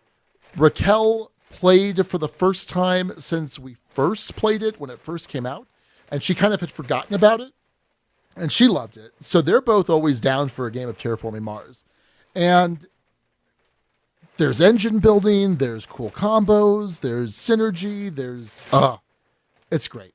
It's really great. And I'm excited for Stronghold or Indie Game Studios to crank out more and more content for Terraforming Mars, because it's just so good. And I'm surprised. So Jake, our buddy from Draft Mechanic, gave me a ton of crap for a while because I initially gave Terraforming Mars a 5, but deep down I knew it was a 6, and it's definitely a 6, and it's moving up in the world. So that is Terraforming Mars for me. Alex, any chance it's on your list anywhere? It is not on my list. I didn't think so. It's one that whenever I play it, I really, really enjoy this game. But there's so many. It's actually, and we talked about this when we were ranking this. I gave this one a 5, not because the gameplay isn't worthy of a 6, but because the production has held it back so much. And I still maintain it's one of the more disappointing productions on a game, just because of how they handled the resource boards in front of players. It is a big bummer because the game itself is so good, and it was just let down a bit on that front. It might actually be a 6 in my mind, but it wasn't one that I really put in the pool to consider for this year's list. So, I like the game a lot. It's a really solid game, probably worthy of a Boxcars Award in all fairness. We can go ahead and give it here. It's a Boxcars Award winner. Not that I think they care about it. What? Okay, just making sure. What? All right, so you're changing your rating of it to a 6. It's a 6. Oh, all right. Jake is going to be super happy right now. Yeah, it's a Boxcars Award winner. It's worthy of that. But it in fairness, is more a top 20 or top 30 game for me than it is a top 10. Now, which is funny because when I first did this list, I had a hard time thinking of a top 10 because I didn't have enough games to really pick from in the very first episode. But I made it work. Yeah, you had some weird games. I had some weird games on that list. That is true. But yeah, Terraforming Mars, a stellar pick, and not surprising to see it move up. Okay, so yeah, that's my number 8. Number 7. All right, Alex. Number 7 here. I think this is going to be the upset. This is a game from last year, so it's staying on the list, but it's kind of a big drop, I think. It's Motainai. Okay. Motainai has fallen to number 7 from number 3. 4 spots. This is its 3rd year on the list. And this, in my mind, is still the Carl Chudik masterpiece. I think it's better than Glory to Rome by a hair. Well, by a couple hairs. By one of my hairs, because I have thick hair, Alex. I love it. It's multi-use cards. There's this elegance in gameplay. We've talked about this a million times on the show because it is, or at least it was, our highest rated shared game. Last year it was your number 2, my number 3. It's still just such a fantastic game. But you know what? I tried to teach Ellie this game back when I was in Phoenix with him for Arizona Game Fair. It was a late night play, a late night teach, and he just was not getting it. And that's not a knock on Ellie in any way, shape, or form, because he gets games really well. He's a very solid gamer. When we played that game of Arkwright, like he was picking it up like nobody's business.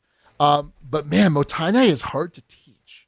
And I've taught it, and sometimes people get it, and then sometimes they just don't. And that kind of holds it back. Like I kind of dread teaching this game at this point. Even though I think I can do it well-ish. But no, it's fantastic. I love it, and I'm sure it's going to be remaining on your list. I'd be surprised if it weren't. We'll see. So that's my number 7, Motainai. My number 7 is a returning game. This is its 2nd year on the list, and it's not the only one, but it's one of the rare games that actually stayed exactly where it was before. My number 7 last year was Isle of Skye. My number 7 this year, also Isle of Skye. So that was an incorrect prediction, Sean. You screwed up. All right. You got it wrong. Yep. So this one, designed by Alexander Pfister and Andreas Pelikan, I believe, was a co-designer on that game. Boy, I hope I didn't mess that one up. We always forget to mention the other designers on Alexander Pfister's game. Yeah. So I don't want to do that this time. I'm gonna kind of search in the background while I describe this game. This is a game that is a price-setting game. It's not really an auction game. It's a price-setting game where you are building tiles looking to accomplish certain scoring goals. The goals are different each round, and they're different each game. The goals might be something like who has the most boats, or tally up the number of sheep on your board and score for sheep, or tally up for barrels, or hey, do you have a 2x2 square? Cool, score for each 2x2 square you can make on your board. And the scoring changes each round. Sometimes multiple things score in any given round. And yes, I'm looking it up. It is Andreas Pelikan is a co-designer on this one. But Sean, this is a game that has a ton of replayability, Absolutely. Has a decent amount of variability, and I guess kind of killed Carcassonne for me. I haven't played Carcassonne since. They have enough of that similar kind of tile building element, but you're building in front of yourself instead of, I guess, the communal board. I don't know. They're not really that similar. I'm going to take that one back. That's a reverse Hanabi moment, I think. Anyway, okay. I talked myself out of it in the conversation. I really, really dig this game. I dig the ability to set prices. It provides a really interesting decision point in this game, especially when you're trying to set prices in a way where you don't want someone to buy it out from under you. Right. It's a game where people tend to overvalue money, tend to have too much money. If you have too much money in this game, you're doing it wrong. But people will try and stockpile it anyway, and you got to be careful. It's really more important to get the tiles you need to build out the board you need. I've had some really satisfying plays with this, and it plays well at a wide array of player counts. It scales really well. There's a reason it won the Kennerspiel, is all I'll say about Isle of Skye. There's a reason it won. Yep. So that's my number 7 game. Stays right where it is. Yeah, Isle of Skye, I think it's a fantastic game. I got to get it out to the table not too long ago. I think I gave it a 5, and it's been at a 5. I'd still say it's a very solid 5, but I definitely get why it's on your list. Yeah, it's solid. Number 6. My number 6 is a staple of this list, and it's yet another game that didn't move. That's Patchwork. Oldie but a goodie, Sean, at least as far as my gaming life goes. And this game has some more sentimental value, and I'll tell it this way. In my current relationship with Abby, who I am really trying to convince to appear on the show, I think it'd be really funny. Okay. Some of her comments about games have been just great. So I'm trying to get her on the show, and we'll see if that happens. But our very first date, we met on Tinder. Our very first date was at Pieces, the board game cafe. I can't believe you just admitted to meeting on Tinder. Who cares? No. It's Never mind. It's fine. Admitted to it. Yeah, I don't care. Okay. It's just I met Jillian on Match.com. Like, online dating is my deal. I don't like hanging out at bars. No. It's not an online dating thing. It's just it's fine. It's fine. By the way, I'm trying to come up with rules for a Tinder board game right now. Okay. I'm gonna reach out to Tinder, see if they're interested in doing a Tinder board game. I'm sure just they saying. are. Yeah, totally. I hope so. That'd be pretty cool. Hey, if Pantone can do a board game, Tinder can do a game. That's neither here nor there, nor is it relevant to Patchwork, a fantastic game where I'll describe the mechanics. It's a game where you are going around in a circle, grabbing, using buttons, and you might be mice, and we've talked about this kind of thematically. Pretty sure mice with little buttons trading to build patchwork quilts. You're trying to fill in your board as best as you can. You are trying to manage your time well.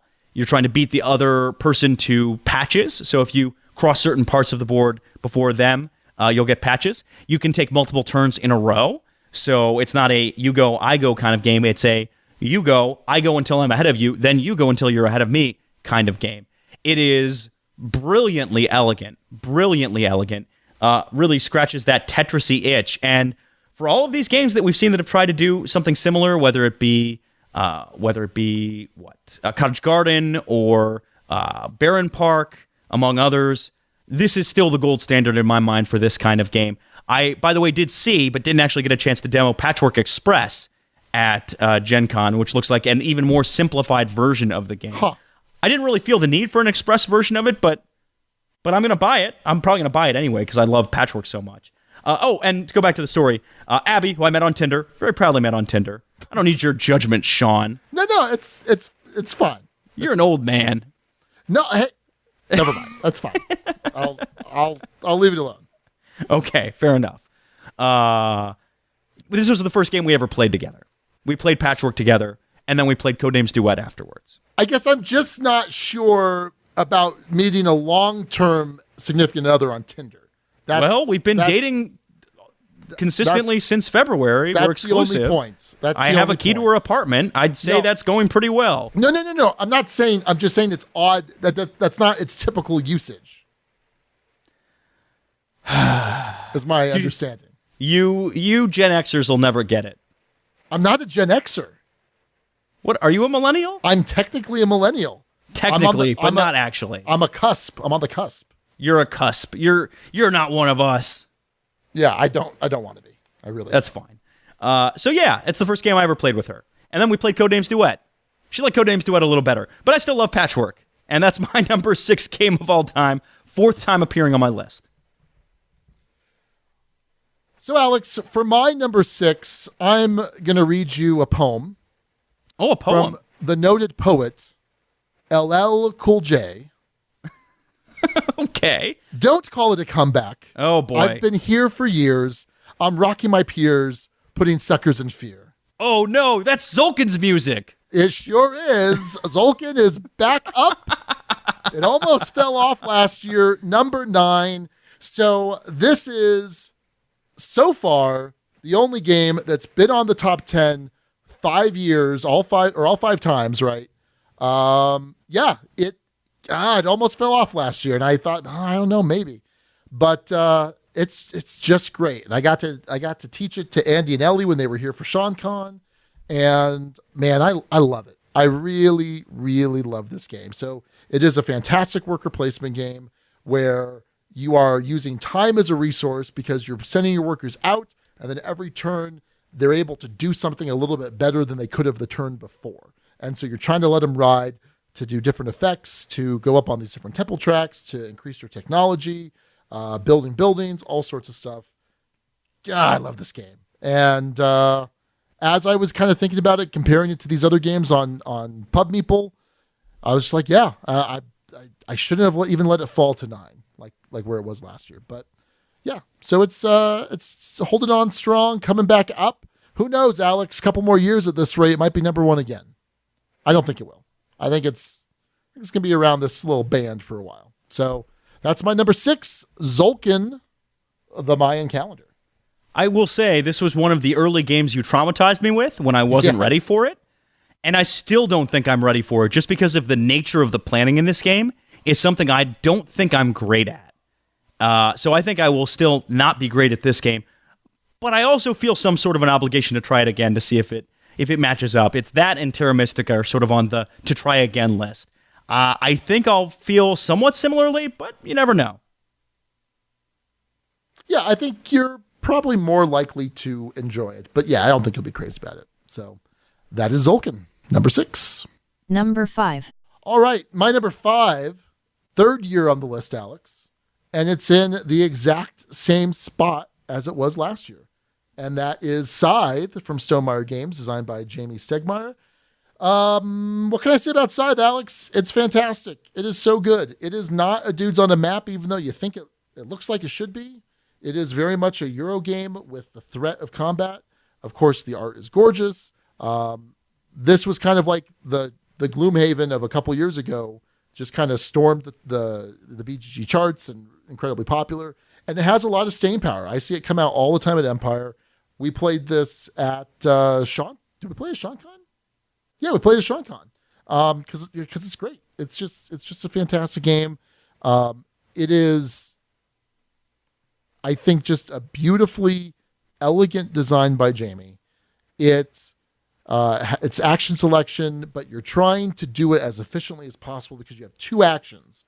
You have a top action and a bottom action. And if you're spending your turns only doing the top action and not setting up so that you're doing the bottom action as much as possible, you're going to be behind. And so it's just creating those efficiencies. And I love it. I love it. And I'm sure it's going to be on your list too, Alex. I'll be surprised if it fell off. Very surprised. We'll get there, or maybe we won't. Who knows? There's no way it fell off. It didn't fall off. So that's my 5, Scythe. Okay. Well, my number 5 is a game that fell down, is still on the list, but it fell down, and it's a unanimous consensus on it falling down, which is interesting, because we haven't been in the same place, Sean, but it fell down on both of our lists. Motainai, my number 5, dropping from number 2 to number 5. Ooh. It's a slide, because that game has been slotted strongly at number 2 for a couple of years. It was number 2 when it jumped on the list in 2016. It was number 2 last year, and it slid a little bit. And that's not to say it's still not brilliant. Little things in this game still delight me. The fact how they determine first player while also setting up the game at the same time, brilliant. The fact that the game can end in different ways, and even just recently playing this game at Gencon, I saw the game end in a different way than I've ever seen it end before, which was really cool. So I still see unique things in this game, and it's amazing to have that much come out of that size of a deck of cards. But the game has drawbacks that are hard to ignore. It is a masterpiece, but that doesn't mean it doesn't have flaws. And the biggest one is the one you talked about. It is a bear to teach. You have to play a game without half of the game. Basically, play a game without the work effects to teach people the card flow in an effective way. And then you have to play again, and even then, people are still going to be a little bit confused as to how it goes. When it clicks and when people get it, they're really going to love it. But it just gets in the way so much of the time, that difficulty to teach. Yeah. Also, I will rarely have a bad session. I don't think I've ever had a bad session of Motainai, but I've had bad individual games of Motainai. Games that were, quite frankly, fluky. Now, that's going to happen from time to time with any game, but it's happened enough times that it's had me be a little bit more wary of this. Now, that being said, number 5, top 5 of all time, is still a very good position to be on the list. I know it sounds negative because it's dropping on both of our lists, but the fact that it's on both of our top 10s says a ton about this game. Again, elegant, can end in so many different ways, flows really well, plays reasonably quickly when you know what you're doing. Games can feel unique. masterpiece of a design. I still love Motai Nai. I'm still proud to own it, and it's also one of the only games I will bring to every convention I go to. And one of the games that I will still teach when asked. But it's got to slide a little bit because experientially, it's just not one that I have as much fun with as I used to. So it's my now number 5 game of all time. That's Motai Nai. Number 4. Now things are going to get interesting with this list, Sean. Going to get real interesting. Good, because I've been bored as heck with your list. Well, that's fair enough, but I wouldn't expect any less. This is a game that was on my list last year. And it fell a little, but not a ton. Flip Ships. It's Flip Ships, the game about ships and flipping them. I am surprised. You thought this was going to go higher, Sean. I did. You were just so gaga over it. I still am. I mean, number 4 is a great place for it to be, and for it to be ahead of Motai Nai is a big deal.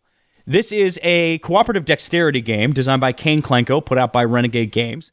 Has one of the coolest boxes you'll ever see. It's an anagram. It reads the same way facing up as it does flipped upside down, which makes sense because, hey, it's a game about ships and flipping them.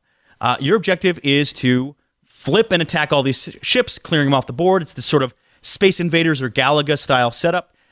You're supposed to clear the board and the deck of ships, and you are supposed to flip ships into the mothership.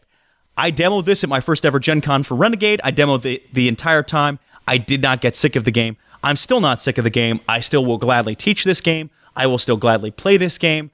I find that in every one of these games, someone ends up being the hero, which I absolutely love. The brilliance of cooperative dexterity is hard to overstate because you have people cheering for each other in this kind of games as opposed to this sort of like miss it kind of thing. There's a narrative story that kind of comes about with the game. There's some amount of strategy with the different ship abilities playing a role. I'm excited to see any sort of expansions or new content for this for obvious reasons. But even as is, it is, and I will overuse this phrase for these next few games, it's a masterpiece. Anything in my top 5, I certainly consider a masterpiece. And this is a masterpiece of design to me. It looks gorgeous on the table, but really at the core of it, this cooperative dexterity, this everyone has their moment to shine, this incredibly scalable difficulty, all plays beautifully together. I love Flip Ships. I'm very excited about it. This Motai Nai, I had some reasons it dropped. I don't have any good reasons Flip Ships dropped other than there was a game that it had to make room for. That's all I can say about it for right now. So that's Flip Ships, my number 4 of all time. Great job, Kane. Great job, Renegade. Love Flip Ships. Interesting. Yeah, I'd say it's my number 1 dexterity game. There you go. Yeah. But is it even a 6? It's a dexterity 6. Okay, well, that doesn't mean anything. I call it a 5. It's a 5. All right, well, my number 4 has gained quite a bit from last year. Second year on the list, it was number 8 last year. Moving up 4 spots, Combat Commander. Technically, I guess Combat Commander Europe. This is a fantastic tactical World War II. I don't know that I don't know it's technically a card-driven game, even though, well, I think it is because you're playing your actions with cards from individual decks. Combat Commander Europe has the Germans, it has the Russians, and it has the Allies, and you're kind of switching off depending on the scenario. It's always did I say the Allies? I meant the U.S. Anyway, you always have an Ally player and the German player. And there are 10 different scenarios in the Europe box, but there's a ton of expansions.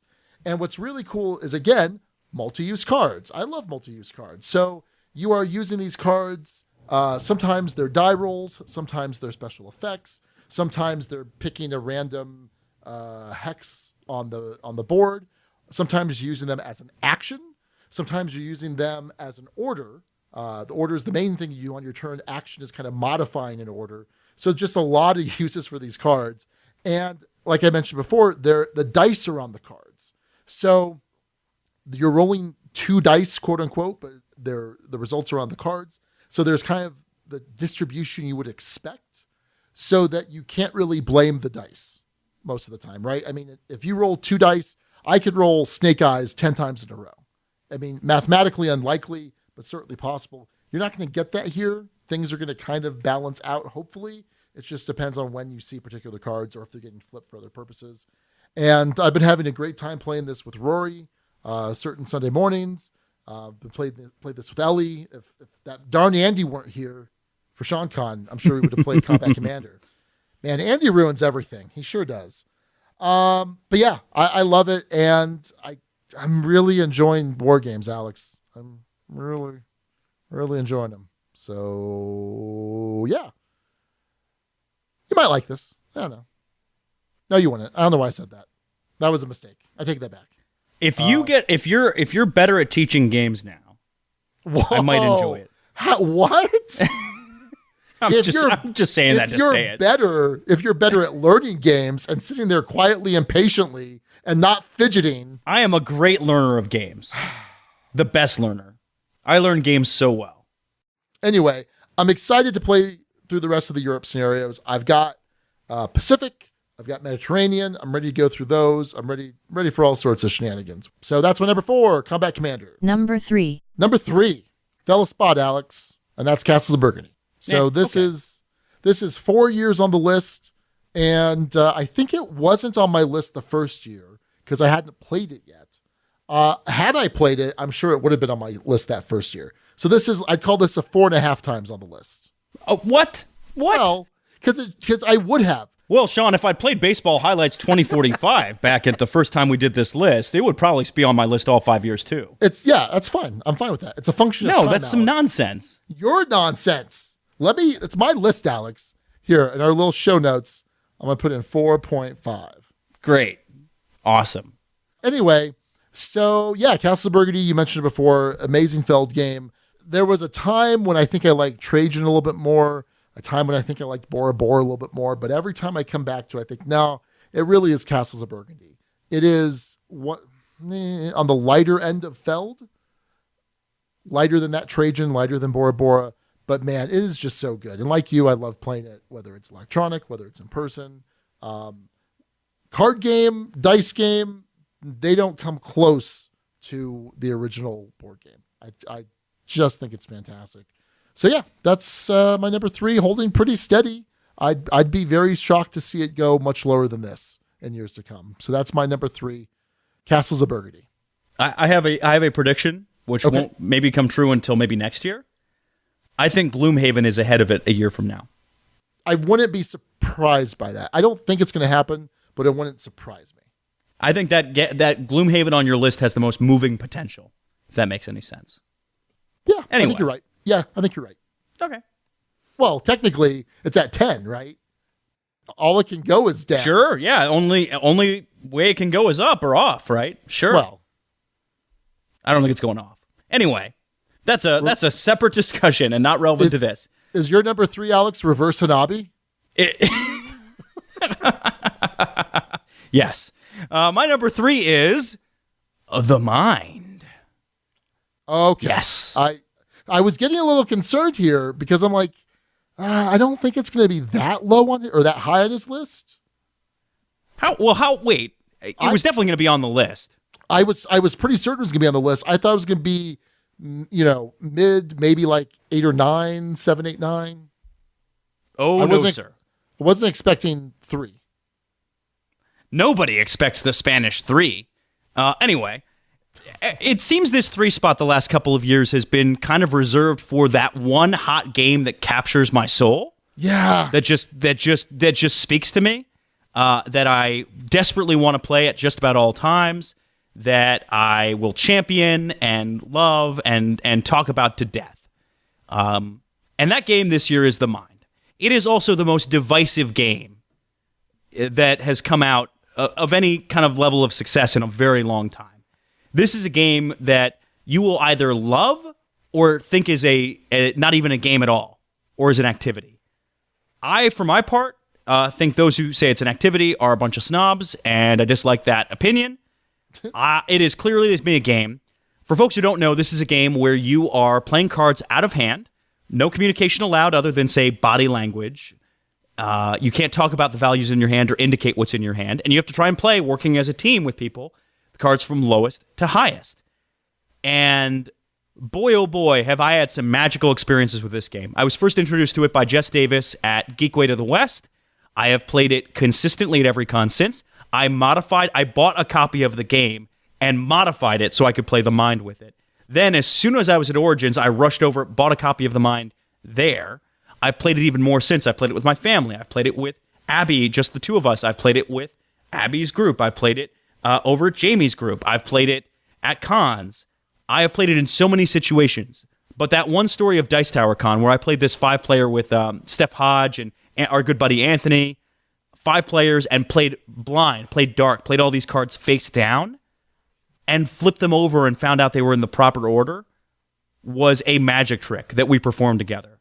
It was an absolute magic trick. And this game provides those kinds of experiences. Those experiences where you're like, I don't know how we did that, but we did. It has moments of flow, moments where you feel in the zone, moments where you feel connected to people. I love that being connected to someone is a mechanic in this game. I think this game is stunning and has a ton of staying power. I get why Azul won. This game, to me, I am going to be playing way longer than I'm even thinking of Azul. And I think Azul is a fine game. But The Mind, to me, is transcendent. It is that good. It is that fun, and it plays that well with that many different kinds of people. And in talking about it, I almost wish it would have been higher. But it's not. It's my number 3 game of all time. Sean, your thoughts on The Mind? I think it's a lot of fun. I've only played it the one time. I'm excited to play an actual production copy of it. And yeah, I'm definitely in the camp that likes this game quite a bit. I mean, if I were to guess, it'd probably settle on a 5. It'd be hard to turn down a play of it because it can be so quick. Yeah, but I knew it was going to be on your list, which is why I was saying I didn't think it was going to be this high up. So I was getting a little concerned that I was wrong. But yeah, very cool. But yeah, No. You're very susceptible to that hot new game that just like flashes on your list. Well, and in defense of it, at Flip Ships, I played Flip Ships 10 times at Dice Tower Con. Oh yeah, no, I'm not saying it's undeserved or anything, But this is that game for me. This is that game that I will bring out and suggest to new groups all the time. It's a perfect icebreaker game for folks you don't know. It's a perfect way to get to know folks you like to know better. It's a perfect game to play with people you already know. Abby and I had a very satisfying play of just the two of us with this one. I love The Mind. I love the kind of feeling of trust it instills and the connection and just there's so much of this that I love in such a small box. It is a quintessential Alex game in a lot of ways. So yeah, it's on the list, and I don't think it's going to go anywhere. Any of those other flat, quote unquote, flash in the pan games like Flip Ships or Matainai, if I love it that much that immediately, it tends to stay around for a while, and this one has, and I think it will. So that's my number 3 game, The Mind. Number 2. Well, Sean, my number 2 game is going to be the surprise of the list. Are you prepared for the surprise of the list? So I'm trying to figure it out because there's a part, like I said, there's a part of me that feels like, well, here's the thing. I don't know what game is on this list now. Like I know Baseball Highlights is 1 or 2. I think it's probably 1, but I, for the life of me, can't figure out what the second game would be. So, because what the heck would dethrone Baseball Highlights? Well, Sean, apologies to Mike Fitzgerald, but my number 2 game of all time is baseball. No, I'm just kidding. It's not that. Okay. No. Okay. No, fooled you. Yeah. Fooled you. Yeah. No, my number 2 game, and I would not have thought of this as my number 2 game until I used Pub Meeple and kind of sorted these games and compared them head to head and thought about it. And thought about this in the context of if the situation was perfect, if I had the right play group, if I had the right situation, the right setup, and there are enough of those setups to qualify, which game do I want to play the most right now? Which game do I think is the best designed and has the best overall everything that just captures what I want? And this is a game that has moved up the list, Sean. Yeah. It has appeared on the list before. Okay. And it is the new consensus Duchy favorite. I was based just on going to rankings. say. It is Scythe, my number 2 game of all time. And what's interesting about Scythe is I have not played it that many times over the past year. I have played it over the past year and have remained undefeated. I still have not been beaten at this game or at my little Scythe, which I have played once and have a copy of. What's funny is I don't have a copy of this game. I have a copy of my little Scythe. I don't have a copy of Scythe. I need to talk to Jamie about that. Anyway, boy, oh boy, do I love this game, Sean. And this was one that When it was on Kickstarter, I didn't get. I kind of poo-pooed. I dismissed it as a game. There's no way I could possibly love this game, right? It's dudes on a map. It's combat. It's a little heftier. But I will tell you, the art of this game sets the world beautifully. The encounters of this game consistently charm me. The fact that the factions play differently, but you can win with any of the factions, super cool to me. And the mechanics of it are just so silky smooth. I love that building your board. I love that upgrading and trying to work that puzzle out and find the best situation for you and deal with what the hand that's dealt to you, whether it be through encounters or otherwise, to build up your force strategically, to go for those stars strategically, to end the game at the right time. Every play of this I've had has been unbelievably satisfying. And there is even Baseball Highlights 2045, I can't say that about. I can't quite say that about Baseball Highlights 2045. I can say that about Side. Every play experience I've had of this has been stellar. And the only reason that it doesn't have a chance of surpassing Baseball Highlights is the theme, which I'll talk more about this as I get to number one. The theme doesn't speak to me quite. I love what it does, but it doesn't speak to me quite as much as baseball does.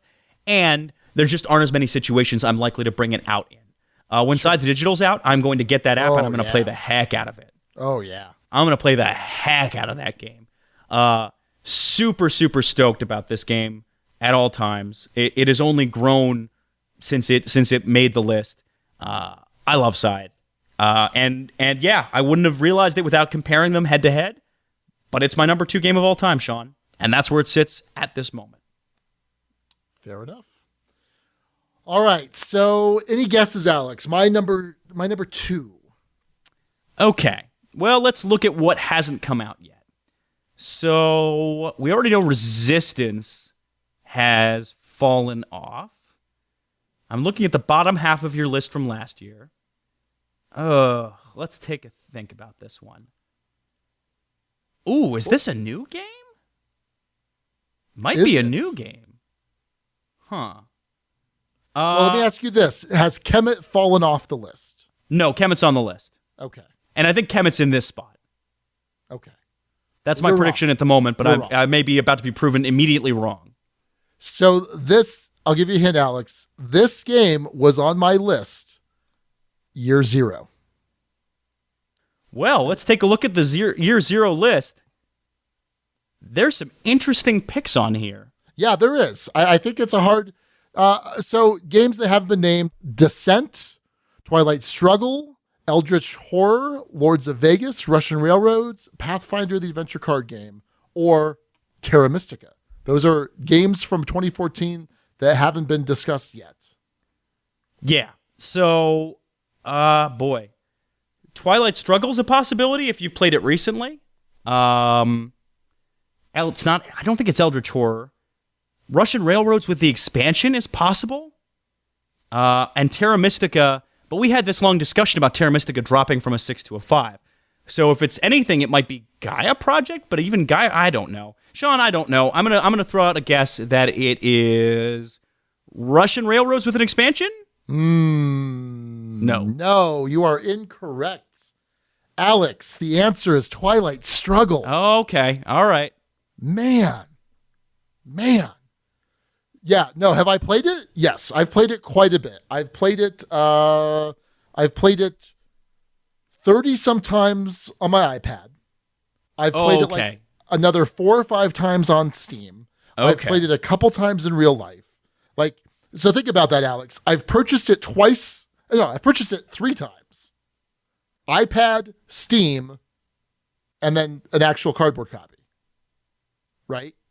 And this is one of those games where I've talked about with Lahav. I love playing it on the app. I love playing in real life. Doesn't kill it for me. And this is a game that I want to master. I picked this. I'm like, I'm going to master this game because the intricacies of this game, you can kind of play it and just kind of do your thing. But there are optimal plays. There are kind of not scripted plays, but optimal plays, right? And it's super good. So this is, for years, this was the number one game on BGG. And I think it's the game that was at that point had held number one the longest. I don't think anything has been number one as long as Twilight Struggle. This is the Cold War, Soviet Union versus the US. It is card driven, but you have a shared deck. And so it's this really interesting tension of, I want to play this card because it's worth 3 or 4 ops points, which can let me do a bunch of different things, but it's also my opponent's event, which means it's going to automatically trigger.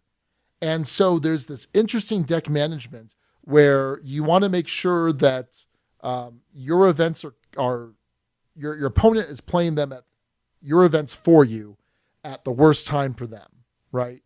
And just having to manage where you're putting your focus, because it's kind of like whack-a-mole, right? You have Central America, South America, Africa, Europe, Middle East, Asia, and Southeast Asia, and you're just trying to kind of keep everything under control, and you have to be aware of where the scoring cards are.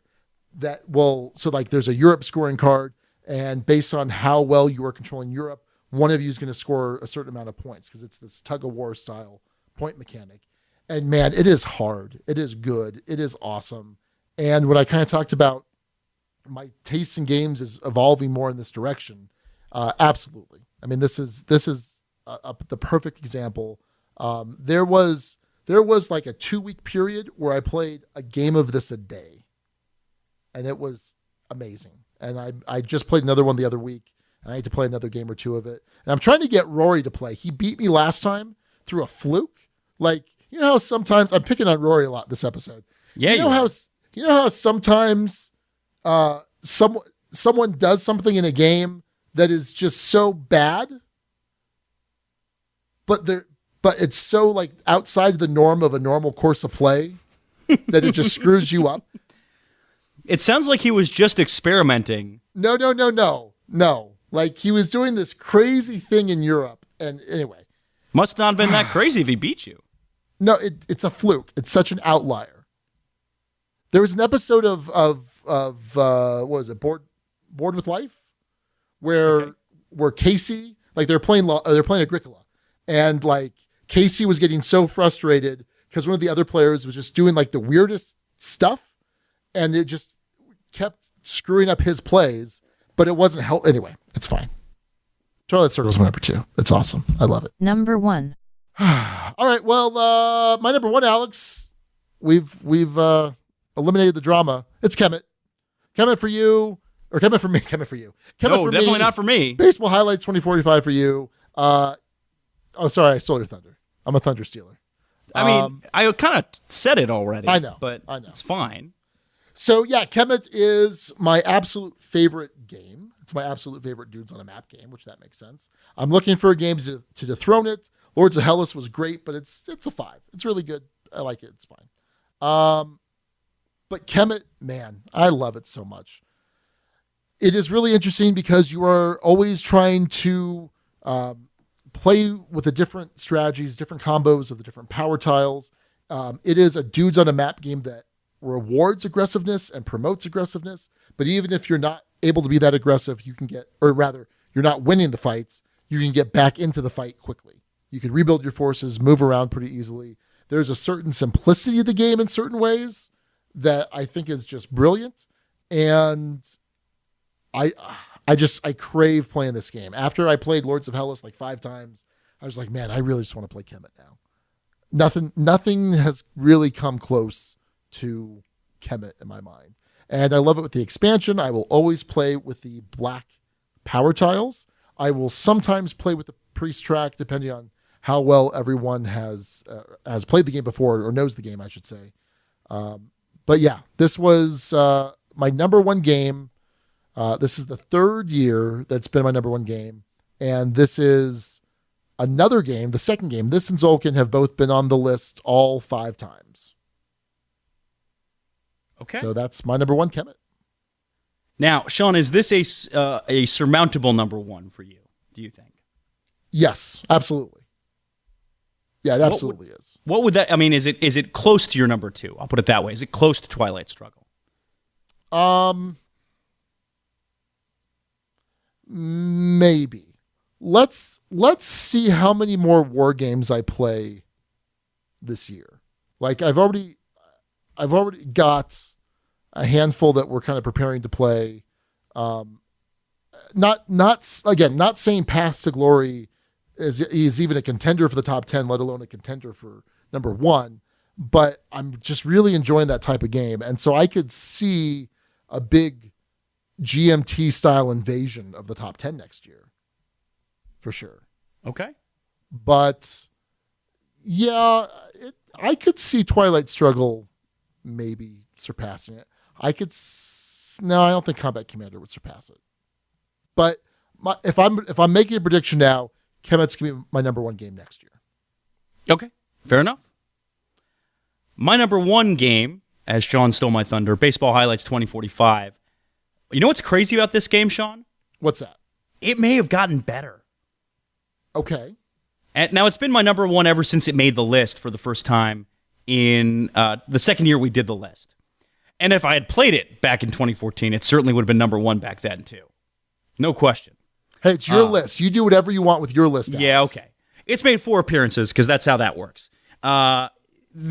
This game is going to be hard to... I mean, there is still a significant gap, as there has been in years past, between number 1 and number 2. This game, to me, it's so much a me game. It's thematic. It feels like baseball when you're playing it. The theming on the cards is delightful. The production is done very well. But there's a ton of variability here, and the reason I say it keeps getting better is because the new expansions work in really cool ways. This home cooking ability, where the ability fires if you're the home team. When I first heard about it, it sounded really arbitrary, but we played with this in tournament play, and it leads to some really interesting decisions about what cards you bank, what cards you put in your pinch hitter, or what cards you throw away afterwards. The stadiums, unlike coaches, which kind of iffy on, stadiums add a really cool element to this game where there is some difference between whether I'm playing at your stadium or my stadium. And it might be, doubles are increased to triples in my stadium. Or home runs, the fences are long, so any home run's actually a triple. Or revenue's increased this round for whatever reason. There's some really interesting stadiums that come into this, and it just adds to the theme. It adds to the flavor, and it makes me that much more excited for Football Highlights 2052. I, as mentioned, have received the prototype copy. I will play it, hopefully discuss it next episode in terms of my thoughts on this. But boy, oh boy, am I excited. And I don't know if Football Highlights will make this list, but if it's anything remotely close to Baseball Highlights, there's a spot for it in the top 10. You can guarantee that. It also has me always feel bad anytime I dog one of Mike's games, because I like him so much as a person, and I love Baseball Highlights 2045. It will continue getting first mentions for a long time to come. My big goal for next year, by the way, Sean, my big 2019 goal, 32-team tournament at Dice Tower Con 2019. Will you play, sir? Yeah, I'm down. Okay, good. Because this year's tournament was amazing. And I expect fully that if we have 32, it's only going to be that much more amazing. I want to just take this thing over. And heck, if I get enough interest, if we can talk about enough interest, maybe with Football Highlights, folks, as the Kickstarter launches, 64 team? Wow. I don't know. Maybe. NCAA tournament style would be just nuts. I think that's unfeasible. We're going to go to 32 maybe next 32 year. Sounds pretty rough in and of itself. No, it's going to happen. We had people on the wait list last year. We're gonna make 32 happen. No. I don't mean the number itself happening. I'm just saying the logistics of it. Oh, it's not too bad. You just need 8 copies of the game with enough expansions in each of the games to have it be fairly balanced. No big deal. Oh, yeah, no, that's all. Yeah, no big deal. Anyway, still love this game. I don't think it's going anywhere anytime soon, but you never know. So, hey, that's our top 10, Sean. Yeah, any surprises? Anything that surprised you other than Scythe being as high as it was? I thought Gloomhaven had a chance to jump higher on your list. That's where my surprise was. But I think I called some amount of it. I called Terraforming Mars going up. I told you Gloomhaven was going to be on your list, but that's no surprise to either of us. Yeah, some surprises. Twilight Struggle making the jump it did isn't surprising in context. But it's interesting to see a game that was on there a long time ago make a big resurgence Yeah, so that's a big time shock. No, I think your surprise for me is just the mine being so high, right? Well, yeah. I didn't think it was going to be quite that high, but I guess it makes sense. So just looking at our list side by side, by the way, just going through it, Alex, Lords of Vegas, Fog of Love, 8 Castles of Burgundy, 7 Isle of Skye, 6 Patchwork, 5 Motainai, 4 Flip Ships, 3 The Mind, 2 Scythe, and 1 Baseball Highlights 2045, 14th mention. If it's exactly the 14th, I will be very impressed. I don't think it is. Well, maybe it is. My number 10, Gloomhaven, 9 Le Havre, 8 Timars, 7 Motainai, 6 Zolkin, 5 Scythe, 4 Combat Commander, 3 Castles of Burgundy, 2 Twilight Struggle, 1 Kemet. Looking at those two lists side by side, Alex, I think my average weight score is like 2 higher than yours. Okay. Yeah, that's probably right. It's probably like 1.8 or something, something to that effect. Worth noting, by the way, we have 3 games in common between our 2 lists. Castles of Burgundy, Motainai, and Scythe. Yeah. That's the overlap. Interesting. Compared to the first year where we had like 5 or 6 in common. And primarily because I was playing a lot of my new games through you. Right.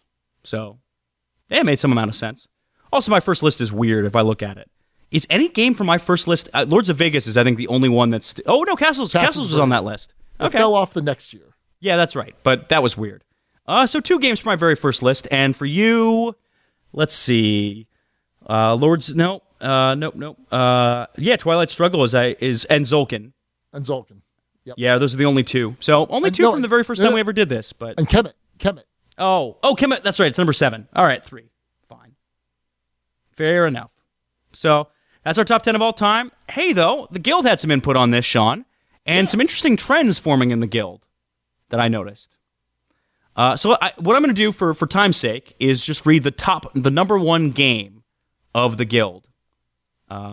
So let's go through this. Kyle Kelly, his number 1 of all time, Terraforming Mars. Willie Williams, his number 1 game of all time, Terraforming Mars. That's not the last time you'll hear that game as a number 1 game, by the way. The Namefather, Steve O'Rourke, Limes. Have you played that game, Sean? I have not, no. Do you know anything about that game? I don't know anything about that game. Don't, but now I'm interested to try it. I am interested to try it too, even though it's my arch nemesis and rivals game. Striker J is number 1 of all time, Dominion. Kevin Hart, number 1 game of all time is Lord of the Rings, the card game. Weeding Han, hey, it's Terraforming Mars, another appearance. BJ from Board Game Gumbo, number 1 of all time, Viticulture. This is one I had in consideration, but wasn't really close to making the cut. Sean, was it in the mix for you? No, Viticulture, top 40. Going on down the list, Travis Lopez, number 1, Valeria Card Kingdoms. I have not played this. Did you play this one? Yeah, uh-huh. Okay. It's good. I think I'd give it a 5. All right. Nick Hayes with Talisman, which is sort of one of those you hear talked about a lot, but I haven't actually played. I've played it. I've played it quite a bit. Older versions of it. Okay, fair enough. Michael Farenbrook with Terra Mystica as his number 1 game of all time. Jesse Metcalf, hey, yet again, Terraforming Mars. Terraforming Mars, wow. And Chris K. Ghidorah, Maharaja. Have you played that one, Sean? I don't know anything about that one. No, I know a little bit about that. Yeah, but I haven't played it. Okay. Your Mama with Blood Rage as their number 1 game. John Knost, Scythe, number 1 game of all time. Also now the Sean and Alex consensus top game of all time. And Blaine Miley with Gloomhaven. Going back to the list because I didn't actually copy all these over because I'm a slacker. Paul Naxer has his number 1 game of all time as Hive. Sean, are you a big Hive fan? Yeah, it's a good abstract, but you wouldn't typically find an abstract near my top 10. But as an abstract, I think it's great. Pretty solid, yeah. D. Shannon Barry with Zolkin, number 1 game of all time. Yep. So you got a Sean gamer right there. Another Sean gamer, Megan Naxer, whose number 1 game of all time is Venus Deluxe. Her number 2 game, by the way, Argent of the Consortium, was in consideration. It just didn't end up. I think it's top 20 for me. They also gave out, by the way, since it's both Paul and Megan on the Guild, Naxer boxcars, which I think is pretty cool. Oh, yeah. Nice. I like that. So I guess, well, I don't know. Anyway, I don't know what the Alex and Abby boxcars version is. Anyway, So yeah, that's the top 10 of all time. Guild consensus is Terraforming Mars. Best game of all time. That's the Guild consensus. All right, that's our top 10 of all time. Now on to the state of the Duchy.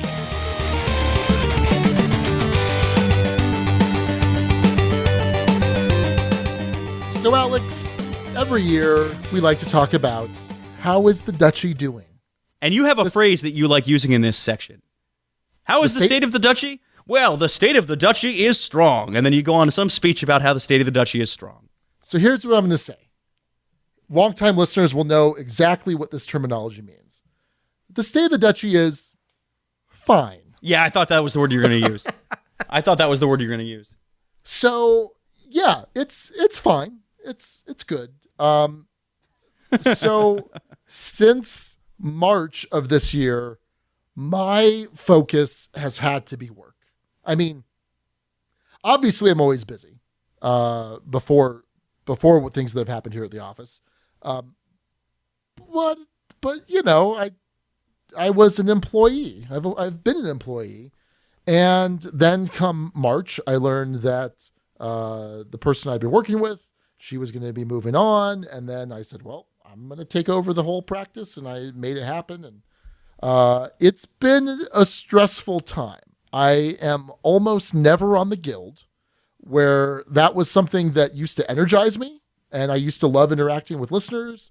There were days where I would spend a good chunk of time doing work, but a good chunk of time doing board game related stuff on Twitter, on the guild, looking things up, checking out Kickstarters. And man, I don't have the time. I don't. And I don't want to make it some, crazy thing like, oh, I'm so busy. I mean, clearly I have time to game, but as far as in the middle of the day, I can't take a breath. Like I can't. So I haven't put a lot of effort into growing the podcast, I would say. And I don't think that's a problem. I don't think that's a problem. I'm happy with where we are. And I think that we put in a lot of work to get it where it is. And of course our listeners are obviously instrumental in that. And I'm very happy with what the community that we've built up. But I don't see a need right now to grow it. And that could definitely change. Does that make sense? What's interesting to me, Sean, is a couple of years ago, the momentum was there and the thought process was there for kind of a whole network in a weird way. Like a Duchy extended network. You had Wham posting frequently. There were some other content creators we'd reached out to kind of talk about what that would look like. And then it kind of fizzled. And right. I'm glad it did in a sense, because I don't think either of us have the bandwidth to really make that happen. But I also don't think it's necessarily a goal anymore. Do you see that as a goal or kind of long term? No, I don't think so. And part of that is because for the most part for me, my focus does need to be here at work. It was one thing when I was an employee, but now I have staff who are kind of counting on me for paychecks and making sure that happens. We're hiring a new attorney come Monday, the day this episode drops. And so I'm okay with that. I never expected to necessarily do this full time. Like I just knew that wasn't something that I really wanted. It was kind of something that's like, oh, well, maybe if something worked out, but it wasn't something I really wanted. And so I feel like what I do need to do is, instead of putting what effort I have into growing the podcast, I would like to put more of an effort into nurturing the community that we do have, because I don't want to take our listeners for granted. I think that would be the worst thing that we could do right now. I agree with that. And I'm excited to see you on the guild more, because I think folks miss you there. I know I miss you there. And I don't know. Hopefully we can see more of you in that capacity, and hopefully that change of focus, I think, will be good for the podcast. To that end, the fact that we hit this 4th anniversary episode was kind of weird. We were kind of caught off guard in a way. Yeah. Because it was like a week ago or so that I realized, looking at the calendar, oh, hey, this isn't necessarily a review week, Sean. This is the top 10 week. And typically we've prepared with getting audio clips from people and this big celebration. And I kind of liken it to kind of an awkward year birthday. right? 4-year anniversary has felt sort of like a 28th or 29th birthday. Okay. It's still your birthday, right? You're still celebrating. Hey, Sean, we've been doing this for 4 years. Yeah, pretty consistently. Not weekly for the last year, but consistently. And I think still putting out a high-quality product, and we still have a great community around us. I love the guild and the guild interaction and what that's brought to the table. We're honest, the dynamic's still there, even though we're apart. Would it be better with us in person? Yeah, I think so. But I think it's still a great product we're putting out. I hope so. Yeah. But it's a 4-year, and it's sort of one of those anniversaries that you almost forgot that was an anniversary. So 2 pledges I'd like to make at this point, and we'll see if you're on board with this, Sean. One is, because I can't make the pledge of more Sean. That's a Sean that's a Sean deal. Sean has to do that. For instance, I've been trying to guilt Sean into doing a Belong Somewhere Else in the Duchy. I need to do that. You're going to do that right after recording, right? Well, not right after recording. I have to go to the gym. After recording. Oh, nice. Sweet. Yeah. We're all going to the gym. Me, Mariah, Raquel, and then we take Chewy to Kids Club. Nice. I did some CrossFit this morning. Yeah. Good on you. Yeah, it feels good to get back in there. Awesome. But I'm going to get on you. You better post one. But no, the 2 pledges I will make are, hey, we got to do some contests, either working with sponsors. If folks aren't too uncomfortable with it, Monochromatic Wolf can certainly chip in something.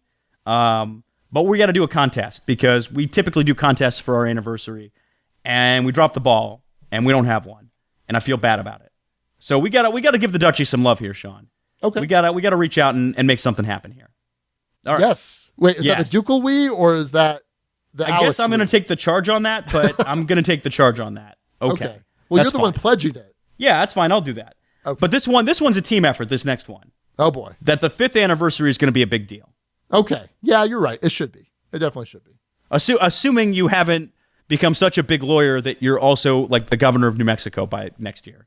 Like you get another promotion. Here's the thing. The more successful that I become, hopefully, fingers crossed, the more time I might actually have to game and do podcast stuff. Well, get better at lawyering then. I guess. All right. But no, either way, the 5th anniversary's got to be a big deal. Yeah, no, I agree. Got to be a real big deal. So this will be maybe the most disappointing anniversary episode in Duchy history, but it's also a reminder to do better, and it's also indicative of the time we're in. So I think it's perfectly reflective of the state of the Duchy, this episode, Sean. No fanfare, just kind of, hey, we've been doing this 4 years. High five, buddy. Woo! High five. Happy salmon. We crossed space and time.